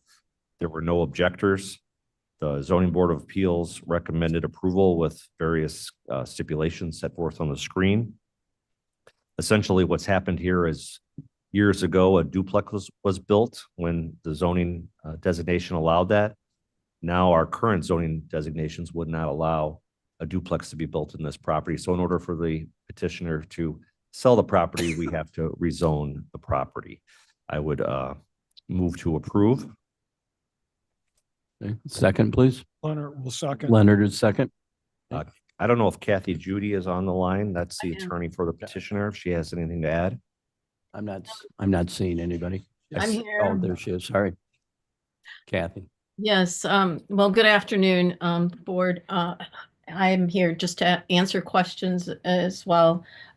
This is a pretty simple thing. Actually, it's the farm that my client wants to sell to the farmer. So that's why it's part of a subdivision we've got going. So yeah, we have no objections. So if there's any questions I can help anybody with, I'm here to do that. Okay, thank you, Miss Judy. Mr. Chairman, Yes. You know what, Mr. Williams, it just rubs me wrong that we would create something that causes a hardship that somebody who then wants to sell their property that already has something on it has to spend money to do that when we're the ones who changed it. That just seems really silly to me. Like, we should find a way to expedite that rather than them having to spend all that time and finance for a structure that's been there predating our ordinance, just for what that's worth. I don't disagree with you. This property would never be constructed in that zoning designation today, and there's a reason for that. But this went fairly quickly without a lot of comment or stipulation, so I don't think there's been a lot of pain on the petitioner here. So, All right, thank you. Anybody else? Okay, call the roll. Ellen, Bates, Bates, yes. Berman, Berman, yes. Doherty, Doherty, yes. Garcia, Garcia, yes. Ripe, Ripe, yes. Gums, Gums, yes. Iqbal, Iqbal, yes. Juby, I. Caius. Bill Tarver, what? ISI. Okay. Leonard, Leonard, yes. Linder, Linder, yes. Molina, Molina, yes. Penisys, Genesis, yes. Sanchez, Sanchez, yes. Strathman, Strathman, yes. Surgis, Yes. Yes. Tepe, Zepi, yes. Williams, Young, Yes. Arroyo. Yes. That passes. Okay, thank you. All right, we're going to go back to those resolutions we took off consent agenda. The first one is resolution 25-002, approving a FY 25 budget adjustment to the enterprise surcharge fund for the implementation of a USDA composting and food waste reduction grant program. This is under energy environmental. Mavis, I don't, since it's under your committee, do you have anything you want to add? I just wanted to ask Mr. Iqbal what. And then who would his pulled it off? concerns were. So, okay. Yeah, Mr. Chairman, I have 2 pages with 2 markings on it, which I sent to the presentations, if they can pull it up. I have the first yellow line, yellow highlights, and I don't understand those words. That's a typographical error. It should be broadly directs the Kane County Recycling Coordinator to seek ways to divert recoverable material from landfills. It's a typo. Broadly directs. Oh, I'm sorry. We need a motion and a second first. Yeah. Linder seconds. Bates and Linder second. Sorry, Miss Allen. It's a Scribner's error. Okay. Broadly directs the Kane County. Okay. Just make a quick motion to fix the typographical error. I'd like to move that we fix that typographical error. Roll second. Sackman's. And that can be done by consensus. It doesn't need to be a roll call. Okay. Everyone in consent? Aye. Okay. Or 2, Yeah, if you no, want to that's fine. combine Go to them. the next one. Yeah, next page, which is on the right side.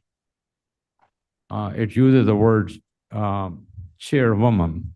There is no such word in the statute, if I'm correct. If that is considered a typographical error, I would move that we amend it to say chairman, chairperson. Although Chairman. I object to the concept of there not being a chairwoman, but we could correct it to chairman. It's completely up to the board. It makes no legal difference. Okay, Mr. Iqbal, is that all right with you? It I would doesn't rather make it- correct it according to the statute is your, Excuse me. because if you look at the signature of Madam Chair, it is chairman. Okay, let's amend this to say chairman. Okay. I move that we amend it to say chairman. Okay. Second. Strathman will second. Thank you, Ms. Stratman. Thank you, Ms. Bates. Okay. Consent was fine. Okay. Everyone in agreement? Aye. Okay. And then was that all? That's all I have. Okay. Any other discussion on this?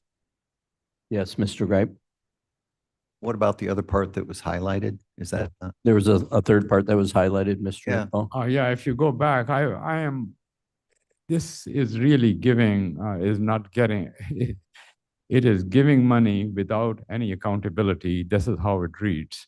As I know, in this county, there is no active landfill, number 1. There's no routing station. There is no compost station. If there is any, I like to know. So if we are giving money to this contractor to take this food scrap to someplace and compost it, the question is, what is the cost benefit analysis and who is in charge of that compost? And do we get any benefit out of that compost? First, you understand, may I, that this is all being paid for with the USDA grant for composting. None of this money is coming out of the general fund or anything like that. And I believe that these contracts are to be determined, possibly, okay, Ms. Wolnick, these will be determined through contracts. Yet. who It'll that come back person will before be. the board once that is. It will all be brought back before the board. So, okay, yeah, that's my Oh, I finished. Yeah.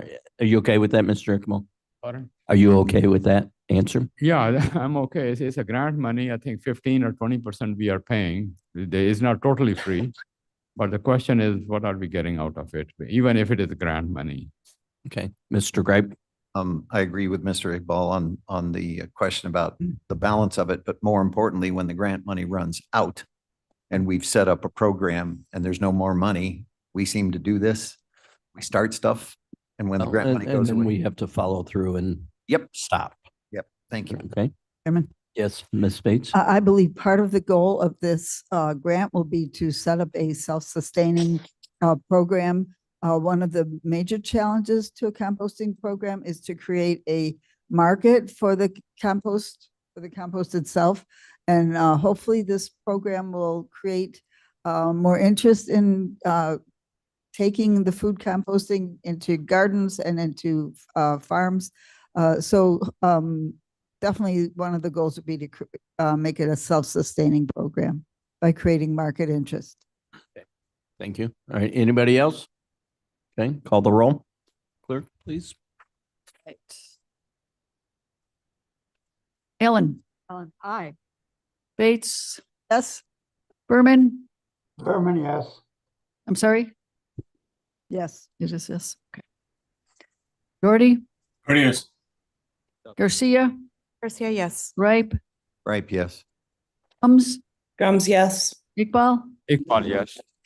Juby, Should be aye. Caius, Yes. Yes. Linder, Later, yes. Molina, Genesis, Genesis, yes. Sanchez, Sanchez, yes. Strathman, Yes. Surgis, Tarver, Tarver, yes. Zepi, yes. Williams, Yes. Young, Yes. Arroyo. Yes. It passes. Unanimous. Okay, thank you. All right, the next one is in finance.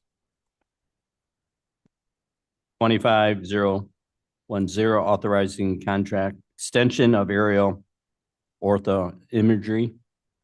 Mr. Berman, can you talk about that? And then who had requested it be pulled off? Mr. Iqbal. Okay, so Mr. Berman, do you have anything to add? No, I have nothing to add. I think if, maybe from, Roger Feinstock. Okay. Well, we need a motion a second first. before we Sanchez start. moves. Caius second. Okay, Sanchez and Caius. And I think customarily we start with the person that pulled it from consent to lead the discussion. I'm sorry, you got to get closer to I you. think customarily we tend to allow the person that pulled it from consent to lead the discussion Okay, to thank you. find out why. Okay. Mr. Iqbal, Yeah, why? Mr. Chairman, I have two questions on the language of this contract. First is about insurance. If you look at the, I believe it is section 10, it's very vague and it puts a burden on the consultant to find out what the requirement is. And it's better to put it that this is the insurance that he has to carry. I mean, if you look at the language of, it's Article 10 of the, not this resolution, but the contract that follows that. It will be on page 144, I believe. 44. 45. Okay. Roger was online. Roger, can you speak to this? Mr. Chairman, I believe Charles Lasky and Kurt Lebo are They present. are here too. I Okay. asked that they could probably speak to Charles, this, come on but down. the contract itself is something that we review and vet with the civil division. So we would probably want to defer to them if there's language changes. Do you have any comments? Yeah, I guess this is a pretty common insurance provision. The carrier is gonna already have the insurance for the stuff that is of his services.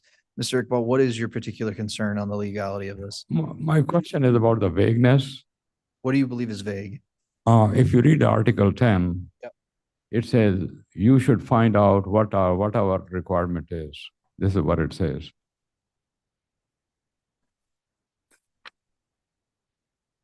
It doesn't give you the requirement and he has to go dig it out and find out what it is. Well, I mean, so it specific to the bid. So section 27 of 02021, I'm guessing is the specific terms. And I would guess if they bid on it, they would have the bid packet. I mean, am I misunderstanding the bid packet? No, you're correct, as far as I'm aware. So I mean, unless has the consultant brought up a problem with this at all? No, we haven't had any concerns from the consultant. Okay. The question is maybe the dispute has not arisen, but I mean, it should be spelled out. It is a boilerplate kind of a contract.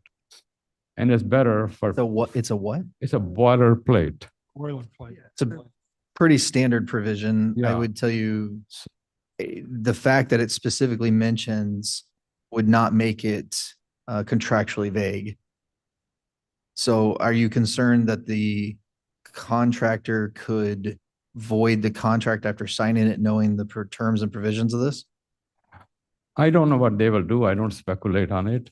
The question is, somebody who's signing in the contract on both sides should know what the requirement is, ask for a certification right away. It just should be attached with the contract. Okay. Yeah. Are you asking for that to be a change made? I think it should be a policy change from this point on. Okay. We can talk to staff and stuff like that to see if that's something that can be easily done. Ms. Stratman. Thank you, Madam, Mr. Chairman. I just wanted to say that this, I think is, deliberately vague so that with each contract, it can be specified within the particular contract. Is that not correct? So what I will tell you is what I'm reading is a pretty common occurrence, which is you refer to the bid packet because the bid packet is the county's opportunity to say exactly what they want, terms, conditions, amounts, costs, stuff like that, when they know it ahead of time. If they wanted to change the terms, they could have done it in the contract itself. So what I'm seeing, and Mr. Lasky, please let me know if this is not your intent, but the way the tea leaves I'm reading here is you had a specific set of terms and types and limits that you wanted in place in the bid packet. And rather than exhaustively list them out in a contract, you just referred to the specific provision in the bid packet. Yeah, and that decision was made by the purchasing department. So IT and GIS didn't set those terms. They have their terms and it was referred to in the bid packet. We had no concern with them, no reason to make any changes. So we're happy with the current terms. Yeah, and I guess I would put this on the consultant if they had specific issues. For example, I might take your point of any related insurance requirements of the county, but I would imagine that's stuff that they already are aware of, or else they would have probably already asked. But as far as contract construction, I don't have a problem with this, but there's no reason we can't do more. Okay, thank you. The next question is pertaining to the copyright provision, which I believe is on page 147.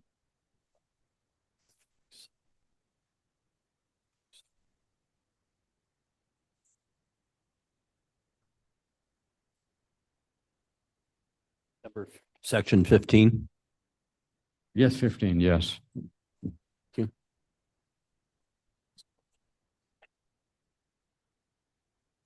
Mr. Lasky, do you have any concerns as it relates to the passing of the copyright over to the consultant afterwards, after your usages? No, we didn't have any concerns with that. Okay. Mr. Iqbal? The concern is you need a copyright lawyer to understand this, what is in this provision. There is a better way to write this language. That's what it is. So, well, I guess my question to Mr. Lasky is this the consultant's contract? Yes, these terms we've used for the last two flights. So this is the third flight, the final renewal. So these are the same terms we have been using. So we did not see any concern with those. We've received the images as we expected. We own the images after the flight. So we weren't concerned with this. Again, I'm not a lawyer, so I don't know if there's something else I should be concerned about, but I did not have any concerns with this. Yeah, I guess, Mr. Iqbal, I would, when it's the consultant's contracts and we make subsequent changes, it's usually pretty, as you know, pretty reluctant to change their standard boilerplate contract. I don't have a concern with copyrights unless they have a concern, and I'm not hearing it from them. So is there something particular that you would want changed? Yeah, instead of going through all the giving me the copyright, you should have it work for hire, and it settles a lot of things. You don't have to mess around with the copyright. Okay. Hey, how about you and I take this offline? I mean, we've lost the crowd, I can tell you that for sure. So let's talk this offline and we can work this out as maybe a contractual thing. Okay. Thank you. All right, anything else, Mr. Iqbal? No, nothing else. Okay, any other questions or discussion? Okay, clerk call the roll. Ellen, Ellen, aye. Bates, Bates, yes. Berman, Berman, yes. Doherty, Yes. Garcia, Garcia, yes. Gripe, Right, yes. Gums, Yes. Iqbal, Iqbal, yes. Juby, Yeah. Caius, Nice, yes. Leonard, yes. Linder, Linder, yes. Molina, Molina, yes. Meneses, Genesis, yes. Sanchez, Sanchez, yes. Strathman, Yes. Surgis, Yes. Tarver, Tarver, yes. Tepe, Tepe, yes. Williams, Yes. Young, Arroyo. Passes. Okay, next one is resolution 25-011. Can I get a motion in a second? Sanchez moves. Sanchez Seconds. and Leonard. And who brought up to pull it off consent? Mr. Chairman, Ms. Stratman? yes, there is a error in this resolution and we'd like to remove it, to take it off to be corrected and then brought back at a later date. It's, it states that there should be allowed emergency room visits of in the amount of 230,000 and it should be 270. So there's a little bit of a difference there and we want to get that corrected. Do we just need a motion to amend right now? No, we're going to Wanna- remove it and correct the language. Okay. Okay, so you want to make a motion to remove this from? Yes, that's my motion to remove. Okay, and then bring it back at next month's meeting? When it's. When it's corrected, okay. yes. Okay, Second. and then Tepe seconds it? Is it a I motion think to we should move postpone? it to the committee. We need to motion to move it to back to the committee. Move to finance. Okay? All right, and which committee would that be? To the finance committee. Okay, thank you. It is concerning public health, which is why Right. I Okay. removed it. So who second? I'm sorry. Mr. Tepe, Okay, good. any discussion?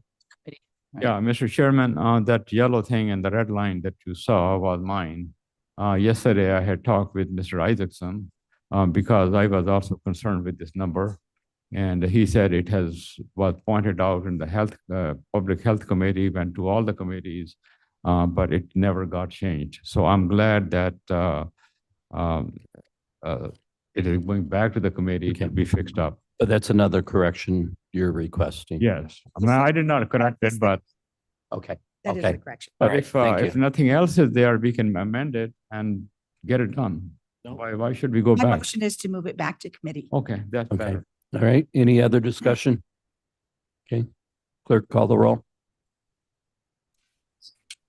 Okay. We do voice. Ellen. On aye. Bates. Bates, yes. Berman. Berman, yes. Doherty. Doherty, yes. Garcia. Garcia, yes. Ripe. Right, yes. Gums. Gums, yes. Dickwell. Equal, yes. Juby. Aye. Caius. Yes. Leonard. Leonard, yes. Linder. Linda, yes. Molina. Molina, yes. Penasis. Genesis, yes. Sanchez. Sanchez, yes. Strathman. Yes. Surgis. Yes. Tarver. Carver, yes. Tepe. Tepe, yes. Williams. Yes. Young. Yes. Arroyo. Yes. Passes. Okay, motion passes, or resolution passes. The final resolution pulled off consent is resolution 25-012, ratifying an emergency purchase affidavit for the purchase of fiscal management and staff training for the Office of Community Reinvestment. Let's have a motion and a second first. Alan moves. Alan moves, Caius seconds, and who pulled it off consent agenda? Surges. Mr. Surges. Mr. Chair, thank you. I want to preface this by saying I am going to support this to get this moved forward. However, I brought up some concerns at the last committee before this came here. In lieu of the fact that Madam Chair nor Committee Chair Lewis is here, I don't want to go into it dramatically or confrontationally, but I do want to bring forth the fact that we have a tight budget that I've asked and everybody has been asked to look at and scrutinize. I have personally said this notion of emergency funding or emergency purchase affidavits is a problematic issue. In this particular case, this is grant money. And our board continues to kick the can down the road regarding, is grant money something that we should be worried about and managing? Or is it general fund and has some compliance there? And so we should be looking at it. In this particular case, we were led to believe at the last meeting that this is something that is occurring now and going forward. And I challenged that. And I'm here today with documentation that says this was originally brought forward in April. The invoice amounts were small, under $20,000. Cumulatively now, they seem to be over $70,000. Invoices were in May, June, July, August, September. The auditor kicked them back 3 times. it's in violation of our purchasing requirements, yet we're just going to shove it under the table and say, hey, listen, it's grant money. We should take care of it. I'm not throwing stones at any individual. I'm not trying to throw a torpedo at anybody, but I am saying, guys, we need to address this grant money issue as mature board member adults once and for all, because we can't keep going against our own rules just because we think it's convenient for ourselves. This should be managed. We should understand how we do this. And if anybody would like to take this offline, I am happy to answer and share my research with them. And that's all I have. Okay, so what's your recommendation? I am moving in support of this and pass it, but I am just throwing this out one more time, that the notion of an emergency, and in this particular case, when I brought up last meeting that this stuff that's backwards or forward, this is 100% backwards. We are making up for something that didn't happen, and that's okay. Let's just get it done. We've already spent it. We need to pay the people. You know what I'm saying? Okay. But we can't continue to operate like this. So, All right, so you're recommending we take it offline and look at our process and correct. improve on It's it. just an example Okay, of what we All need right. to do, but so anyhow. all right, thank you. Anybody else? Mr. Iqbal? Yeah, Mr. Chairman, I would be voting no, because it does not have the emergency affidavit attached to it. Say that again? May be missing a component. It's missing a component. This resolution is asking we ratify the emergency affidavit, and there's no affidavit attached. John, I'll leave that up to you, but it is missing a component. But we need to pay these people. I guess I know. so how about this? Give me 5-10 minutes. Let me find out if the affidavit was ever submitted to the county board office. If it is, then I think we're okay. But if it's not, then you're not in compliance to be able to get an emergency. Do we have the potential to vote this subject to that affidavit? No. Okie dokie. Do we then put this on temporary hold? Yeah, just table it till the end of the Go on to meeting. other Let me get things an and try answer. to We'll wrap go from up. there. Do I need to make a motion to do that? Okay, all right. John will That's get fine. back to us. Yeah, that's Okay. good. All right, we'll go to number 12. Resolution, the ordinances. Ordinance 25-023, amending section 2-48 of the Kane County Code, standing committees to revise language related to the County Development Committee. Mr. Williams, can you speak to this? Would you like a motion first? Yeah, let's motion it I'll first. move it forward. Sanchez seconds. Leonard will second. And then Sanchez seconded. So This is item 12A. Yes. 25-23. So, Mr. Chair, this language, as I understand it, really just changes some past language, which isn't really applicable anymore. The way we have our department structure now, it just brings us into compliance with the way we really act. Mr. Van Kerkhoff and Ms. Walnick are here, and they're the ones that are affected by this, and they could probably speak to it better than I can, but it's really a housekeeping matter. It's not Yes, a substance. And I remember when it came up, it was, we have new departments, of course, environmental and I forget what the other one, and we've never changed We've never changed our code to our comply code. with how So we we're just operate. trying to clean up our code so it matches, correct? That's correct. Okay, thank you. We want it back. E&E. Action, Mavis, right? Chairman Okay. Roth, Yes, Ms. Molina. because this is a change to the ordinance, I believe, this is the first reading. Okay, So we have this, to- this is the first reading and then we'll lay it on the table for 30 days Okay. and then be brought up from action next month. So I Okay, should so we'll withdraw bring my it back motion. on the county board meeting next month for a vote. Okay, so this is the first Any reading. action required now then, or No, just? I'm withdrawing my motion. The action today is just the reading of it. And if there's any proposed changes, we have 30 days because it's first reading. Second reading is action. Okay. All right, any other discussion? Okay, no vote needed and the motion's been withdrawn. Okay, next one is resolution 25-024. approving county board personal expense voucher reimbursement request. Sanchez will move. No second. Okay, Sanchez moves it, Bates seconds it. Any discussion? Just one thing, Mr. Chairman. Yes, you got to get closer, please. Sanchez here. Yeah, I'll vote for this, but I've stated before, I think we need to kind of improve our policy and make it a little more clear what the limitations are. So I would suggest that we have this on the agenda at the next Finance and Budget Committee meeting so that we can kind of start developing this policy a little more clearly. Okay. But other than that, that's all I have to say. Okay, and the amount is for total is $43.46. Okay, any other discussion, Ms. Molina?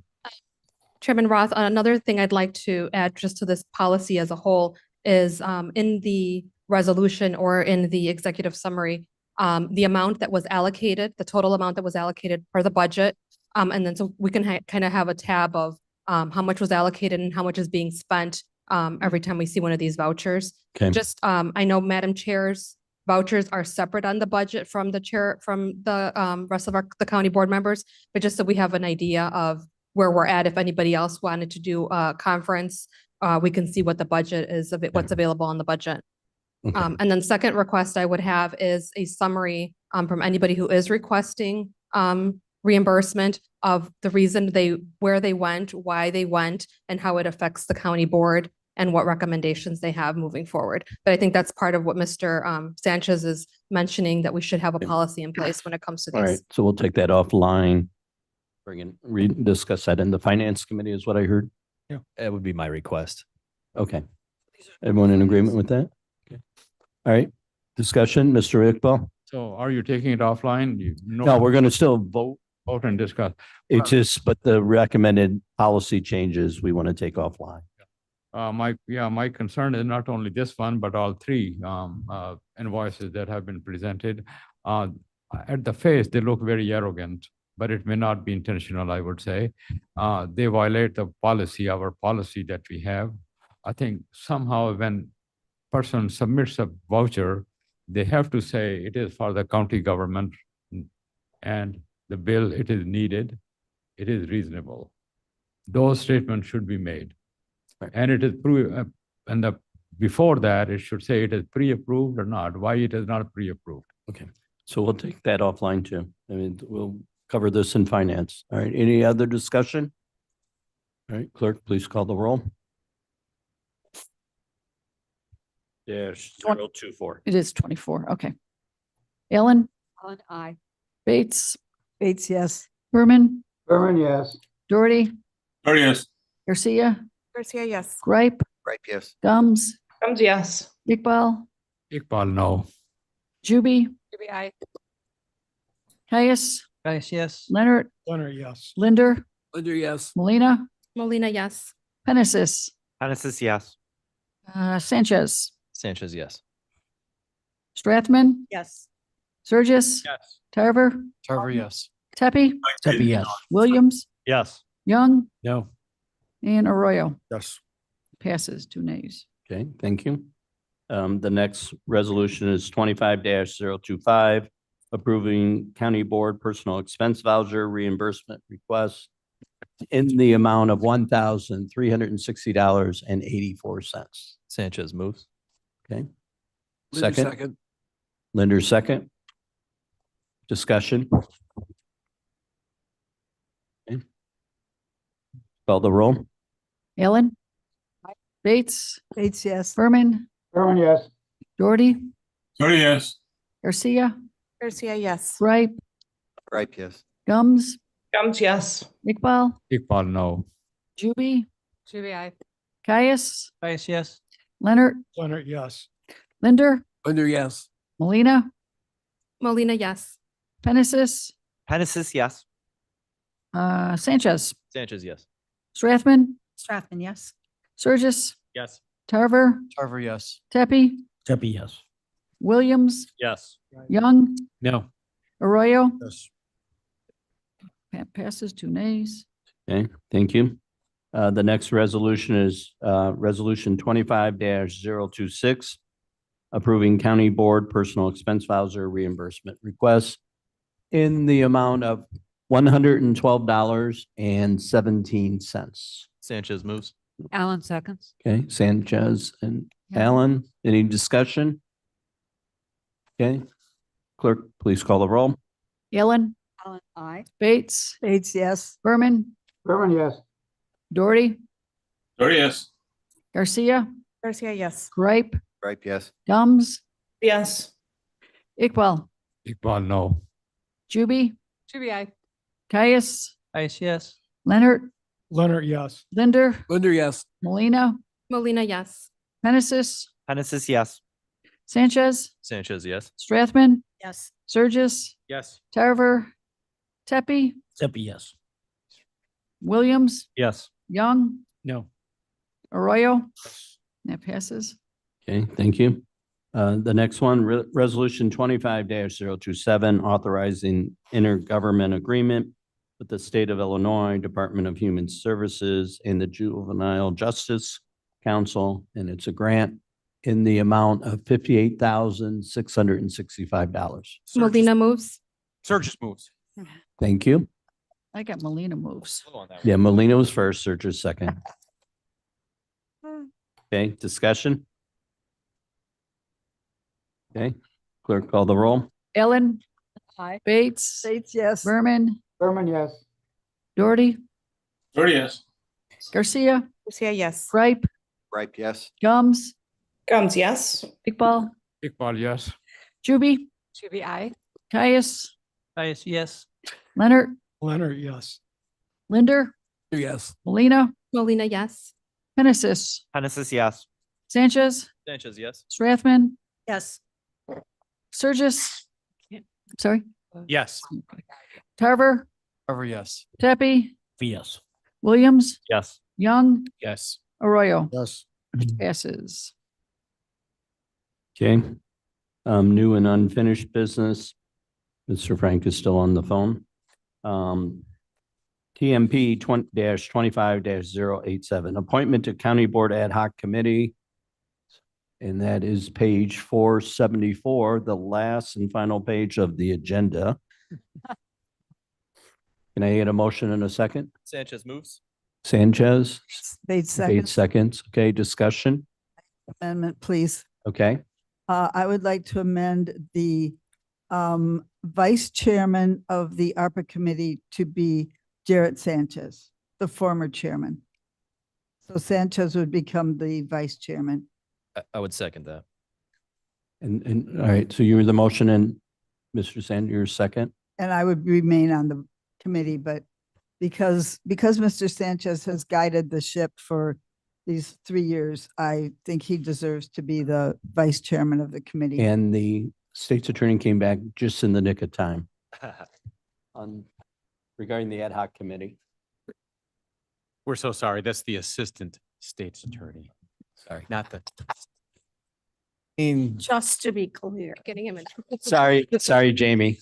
To be clear. You know, just to be clear, one of us actively had to run to do this.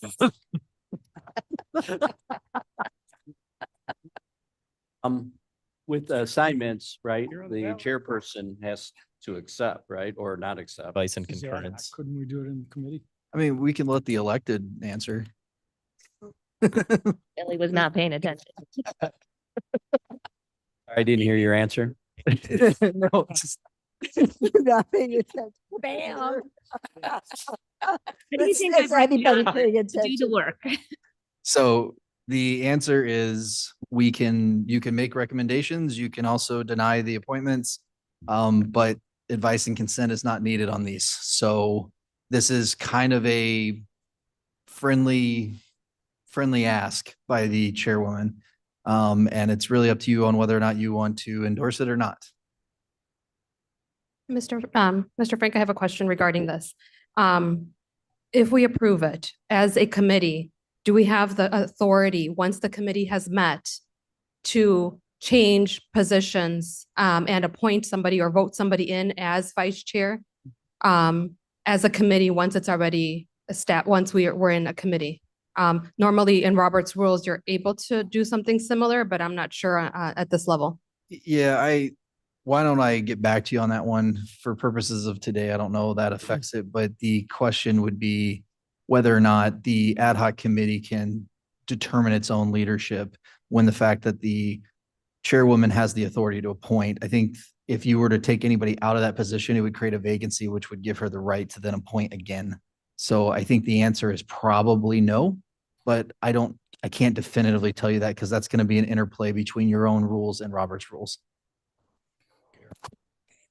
So do we need to table this till next month? We can vote on the amendment and Okay. then the acting chair can decide to accept that amendment or not. You could it's treat it similar like a to friendly amendment. Yeah, What absolutely. happened last month Okay. as we All right. experienced. So we have a motion and a second. Any other discussion? Who second was on, who second? It was Sanchez. Bates was the motion. Okay, clerk, please call the roll. We're voting on a friendly amendment or we're voting on the whole thing? Friendly amendment. A friendly amendment. Sanchez to be vice chair. ARPA. Emeritus. Mavis, restate your motion just so we have it for the I record. would like to move that Mr. Sanchez becomes the vice chair of the ARPA committee based on his fine service over the last $103 million of service that he performed. And I would remain on the committee as a general member. Okay, thank you. And it was seconded by Sanchez. Okay. To Any chair. other discussion, Mr. Gripe? Yes, I don't know that I saw Jarrett's face going happy or not. He but seconded it. okay. I'm assuming He's that's a in. yes. He's in. And he I plan to agrees vote with that. yes. Better be happy. Or else. All right, we have a couple of hands raised. Hang on. Ms. Gums, you raised first. Actually, you know what? I'm gonna wait until after the amendment. It's just in, about. Okay. All right, Mr. Doherty. I have a question. I'm very confused. Okay. Listed here under executive, I'm not listed. But under transportation, I'm listed as a co-chair. No, Chair. no, you are a vice chair, right? Under As a vice chair. Only committee chairs are on executive, Gary.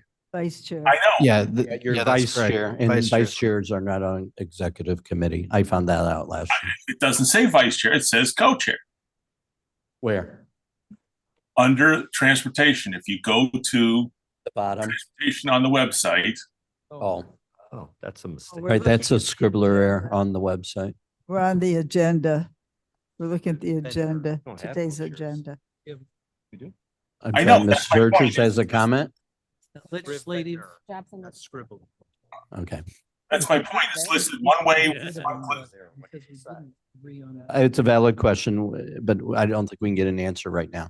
And just so we're clear, her appointments, you're not considering the standing committees. As you all know, that's long done. Unless you change your ordinance, that's not happening until next year or no, it's a year. December. So it's December. So ad hoc committees are the only ones being considered right now. Okay. Gary, we'll follow up on that. Thank you. Okay, all right, so we're on this motion amendment, I mean. Any other discussion? Okay, clerk, please call the roll. Of the amendment. Allen. Bates. Bates, yes. Berman. Berman, yes. Doherty. I'm going to think for about an hour and a half so Roth doesn't get the big head that he got the meeting done so fast. We're already over 3 hours, Gary, so my goal was an hour, so I still have a ways to go. All right, so I'm a yes. Okay. Garcia. Yeah, yes. Gripe. Yes. Gums. Gums, yes. Iqbal. Iqbal, yes. Juby. Yeah. Caius. Yes. Leonard. I'd like to know, what are we voting on again? This The- is just her amendment. only. Amendment only. Just the amendment. Yeah. Okay, Okay. yes. Okay. Linder. Yes. Molina. Molina, yes. Penisys. Genesis, yes. Sanchez. Sanchez, yes. Strathman. Yes. Surges. Yes. Tarver. Tarver, yes. Seppi. Yes. Williams. Yes. Young. Yes. Arroyo. Yes. That passes. Okay, amendment passes. Now can we vote on the ad hoc with Do amendment? do you accept that amendment? Chair? No, that's not how that works. Well played, but no. We're at the point where you can either table it for next month, or you can go ahead and vote on it. But again, it'll have no legal effect. Madam Chair can still go any direction she wants. Vote on it. Mr. Chair, if I may, Gums? Yes, Ms. Gums? Maybe this will help you. I did note that the Security Advisory Committee is not on the list. Okay. Uh-oh. Might be some- It sounds like a security risk. I think it is. Okay. I don't So think that it's. All right. So is a recommendation to table it to next month? We can Yes. vote on it. Yes. You want to vote now? Okay. And we had a motion and a second. Oh, just. Yeah, this is including with the amendment. As A vote it as amended, and we'll have to bring up offline Yeah. the missing ad hoc committee. And Sanchez and Bates are okay with it as a whole motion, the amendment? Okay. Okay, any discussion? All right, so this is the, no, that was disagreed. They want to do the vote on the appointment to the ad hoc committees with the included amendment. But it means nothing. They're right. It, It is Madam Chair has advisory. the authority to appoint who she sees To fit. accept or not accept. Well, yes, but you don't actually have the legal effect to prevent it from happening. Mr. State's Attorney. Assistant State's Assistant Attorney. State's Let's make a Attorney. correction here. I've been corrected already. Sorry. But as far as the advice and consent is concerned, this is us giving our consent, No. correct? So in regards to Mr. Arroyo's, for example, there is an actual legal provision that says advise and consent, which means it only goes through if you advise and consent. Here, there is no provision as such. So while you guys have, as a matter of tradition, allowed for this some level of kind of consent, it's not required. Okay. And the appointments will stand regardless of your decision. So let's get it over with. Why So vote? why, It's on the agenda. I think we should Decision show, was not to table. we should just vote on it. She's aware of what our recommendation is and she can choose to accept it or not. Choose to accept or not. Correct. It's up to you. Give a consensus. You already have a motion and a second. You've already discussed it, so you're Yeah, kind of up so- for a roll call at this point. Yeah. All right. Any other discussion? All right, clerk, call the roll. Ellen, Bates, yes. Berman, Berman, yes. Doherty, Oh, yes. Garcia, Garcia, yes. Wright, Yes. Gums, Gums, yes. Iqbal, Iqbal, yes. Juby. Yeah. Caius, Caius, yes. Leonard, Leonard, yes. Linder, Linder, yes. Lena, Molina, yes. Hennessy's yes. Sanchez, Sanchez, yes. Strathman. Yes. I'm sorry. Yes. Okay. Surges, Yes. Tarver, Or yes. Seppi, Yes. Williams, Young, Arroyo. Yes. Passes. Mr. Chair Um, Williams, Yes, Mr. Williams. we have some housekeeping on a previously approved zoning matter I Yes. need to address. For petition number 4646, that is ordinance number TMP 24 3270. There was some language that KDOT had proffered that was approved in committee that did not make our county board packet. They told me about it before the meeting and it slipped my mind. So I'm going to tell you what the stipulation is. I'm going to make a motion to reconsider. We need to vote on it, and then we need to re-vote on the petition with the additional stipulation. Okay. The stipulation is simply number 2, the Kane County Division of Transportation requests the following stipulation. Applicant shall apply for a minimum use access permit from KDOT as the land has changed. McGow Road is a minor arterial associated with a 60-foot half right-of-way as measured from the center line of McGow Road. Building setback shall be measured from the ultimate 60-foot of right-of-way. I make a motion to reconsider TMP 24 3270. Molina seconds. Okay, discussion? Okay, It was 4646. roll. You want to do a roll call? Okay, the motion was from Williams and seconded by Molina. And this is amendment to that. No, so this is just the motion to reconsider. Oh, to And then it will reconsider. bring back the motion as a new, and then there needs to be an amendment. Okay, so this is the vote to reconsider that petition. And then we're going to add a stipulation and vote. Right, and then we'll add and do amendment to add the stipulation that we vote. Okay, any other discussion? Roll call, please, clerk. Ellen? Bates? Bates, yes. Berman? yes. Doherty? Yes. Garcia? Garcia, yes. Gripe? Yes. Gums? Gums, yes. Iqbal? Iqbal, yes. Juby? Okay. We're gonna, Caius, yes. Leonard? Leonard, yes. Linder? Yes. Molina? Molina, yes. Hennessy? yes. Sanchez? Sanchez, yes. Strathman? Yes. Surges? Yes. Tarver? Tarver, yes. Tepe?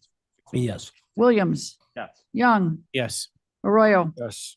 Okay, that passes. So now Okay. we're, So the vote to reconsider So, petition this is Caius? 4646, yes. Move to reconsider 4646 with the stipulation. Move to approve, excuse me. No. Move to approve 4646 because we're reconsidering it. With the stipulation, the additional stipulation number 2, which reads, the Kane County Division of Transportation requests the following stipulation. Application shall apply for a minimum use access permit from KDOT as the land has changed. McGow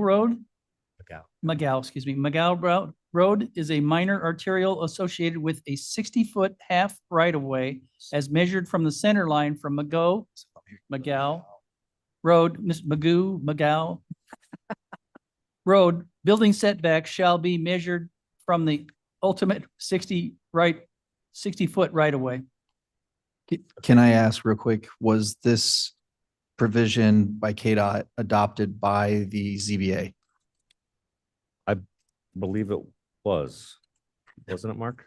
This one was brought up at development committee. So no. Okay, so you need to actually make a motion to amend with that language change. And that's The- what his. I move to amend Molina seconds. that language. Kaya, and with Molina second. Molina seconds. Any yeah. discussion? So are you voting on the amendment and then the motion? Yes, yes, sir. Any other discussion? Okay. Clerk, please call the roll for the amendment to amend. Okay. Ellen? Aye. Bates? Bates, yes. Berman? yes. Doherty? Yes. Garcia? Garcia, yes. Gripe? Yes. Gums? Gums, yes. Iqbal? Iqbal, yes. Juby? Aye. Caius? Yes. Leonard? Leonard, yes. Linder? Linder, yes. Lena? Molina, yes. Hennessy? yes. Sanchez? Sanchez, yes. Strathman? Yes. Tarver? Tepe? Yes. Williams? Yes. Young? Yes. Arroyo? Passes. Okay. To make acceptance as amended. Now, Okay, now I need a motion to revote on the motion is, we just amended it, right? the amended Well, we are. if we- petition. We voted in the amendment. Now we got to reapprove it As amended, yeah, with the amendment attached. right.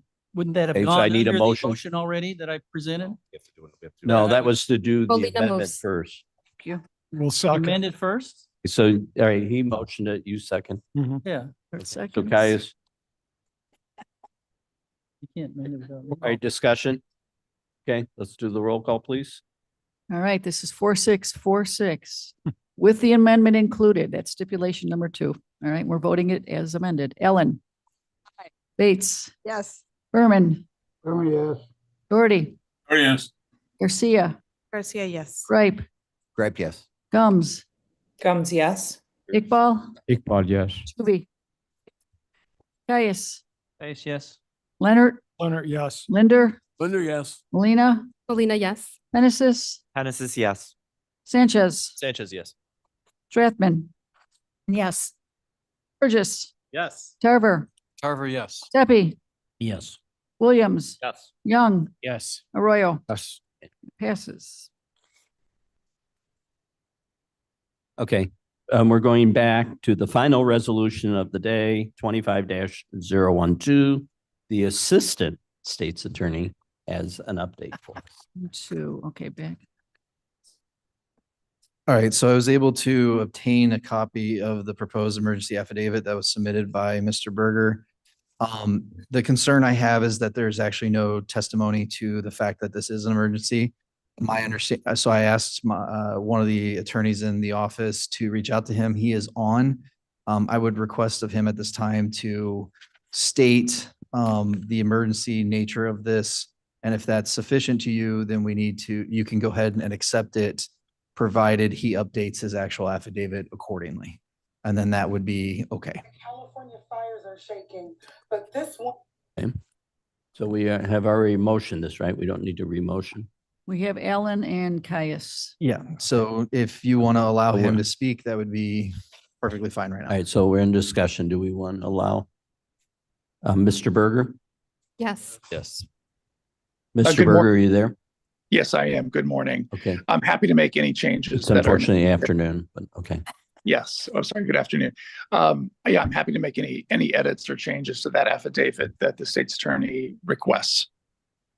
So, Mr. Berger, my request of you is, can you describe the nature of the emergency here? Because to comply with the ordinance, it has to be an emergency to allow for the emergency purchase affidavit process to be utilized.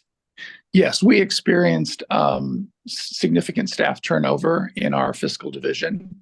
And the contract that I'm asking you to ratify today is for my office to secure supportive services from Kerber Eckenbreckel of Springfield, Illinois. This contract was recommended strongly to me by my funder, the Department of Commerce and Economic Opportunity, which has an ongoing contractual arrangement with that firm to provide support services to the local workforce development areas throughout the state of Illinois. So I simply acted on the recommendation of my funder. I did have a consultation with your office at some point, and I believe the recommendation was that the emergency purchase route would be the advisable way to go on this matter.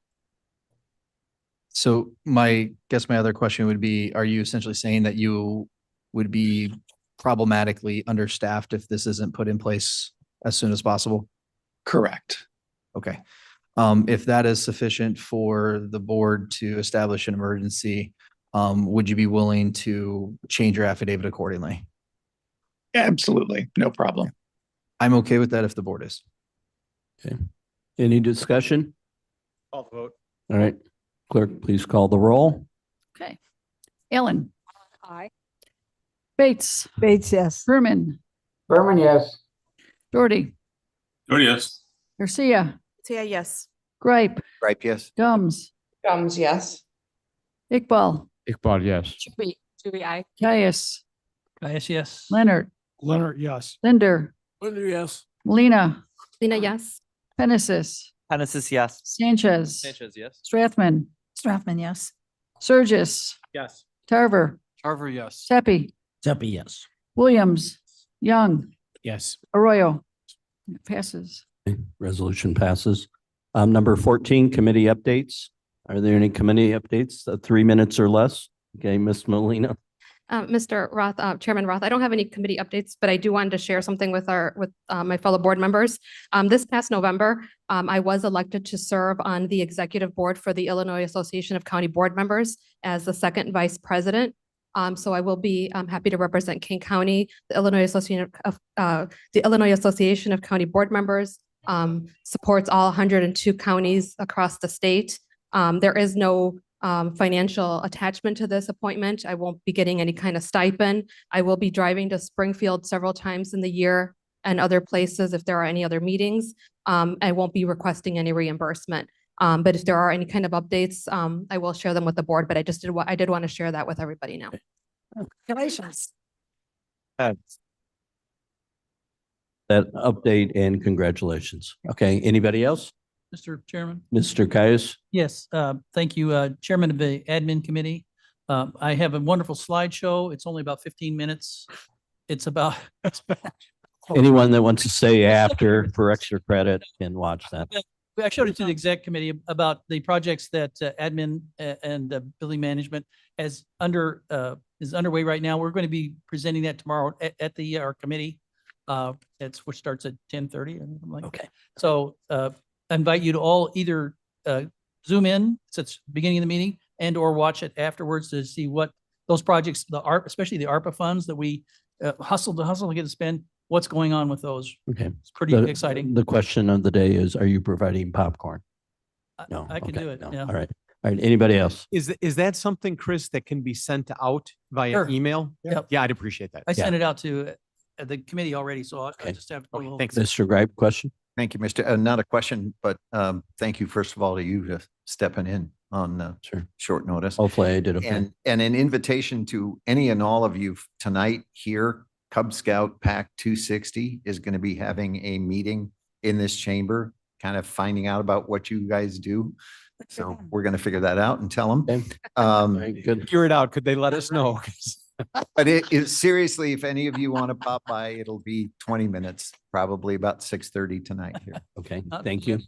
All right, any other committees? Yes, Ms. Bates? Thank you, Mr. Chairman. At the Energy and Environmental Committee meeting this Friday at 9 o'clock, we will be having a presentation from the Citizens Utility Board about the Solar Switch Chicagoland project, which is the major group buy for solar panels. So if you're like me, and you probably are not, but and get a lot of questions from your constituents about how to get solar panels, how to buy them, who to buy them from, this is a great program. When I was in this program, when I bought my solar panels about 5 years ago, it saved me $1,200. So please keep that in mind, 9 o'clock on Friday. Thank you. Thank you, Ms. Bates. Anybody else? Committee Mr. updates? Chair, Mr. Surges? All right, Gums, go ahead. I'm gonna let Mr. Surges go first. I would like to end up I last. just wanted to take a minute to say that while this meeting was clumsy and awkward at best and at times, Oh, well. we pride ourselves Tell in it. our people. And Carl Shadle is truly a character, and we have been blessed to have him.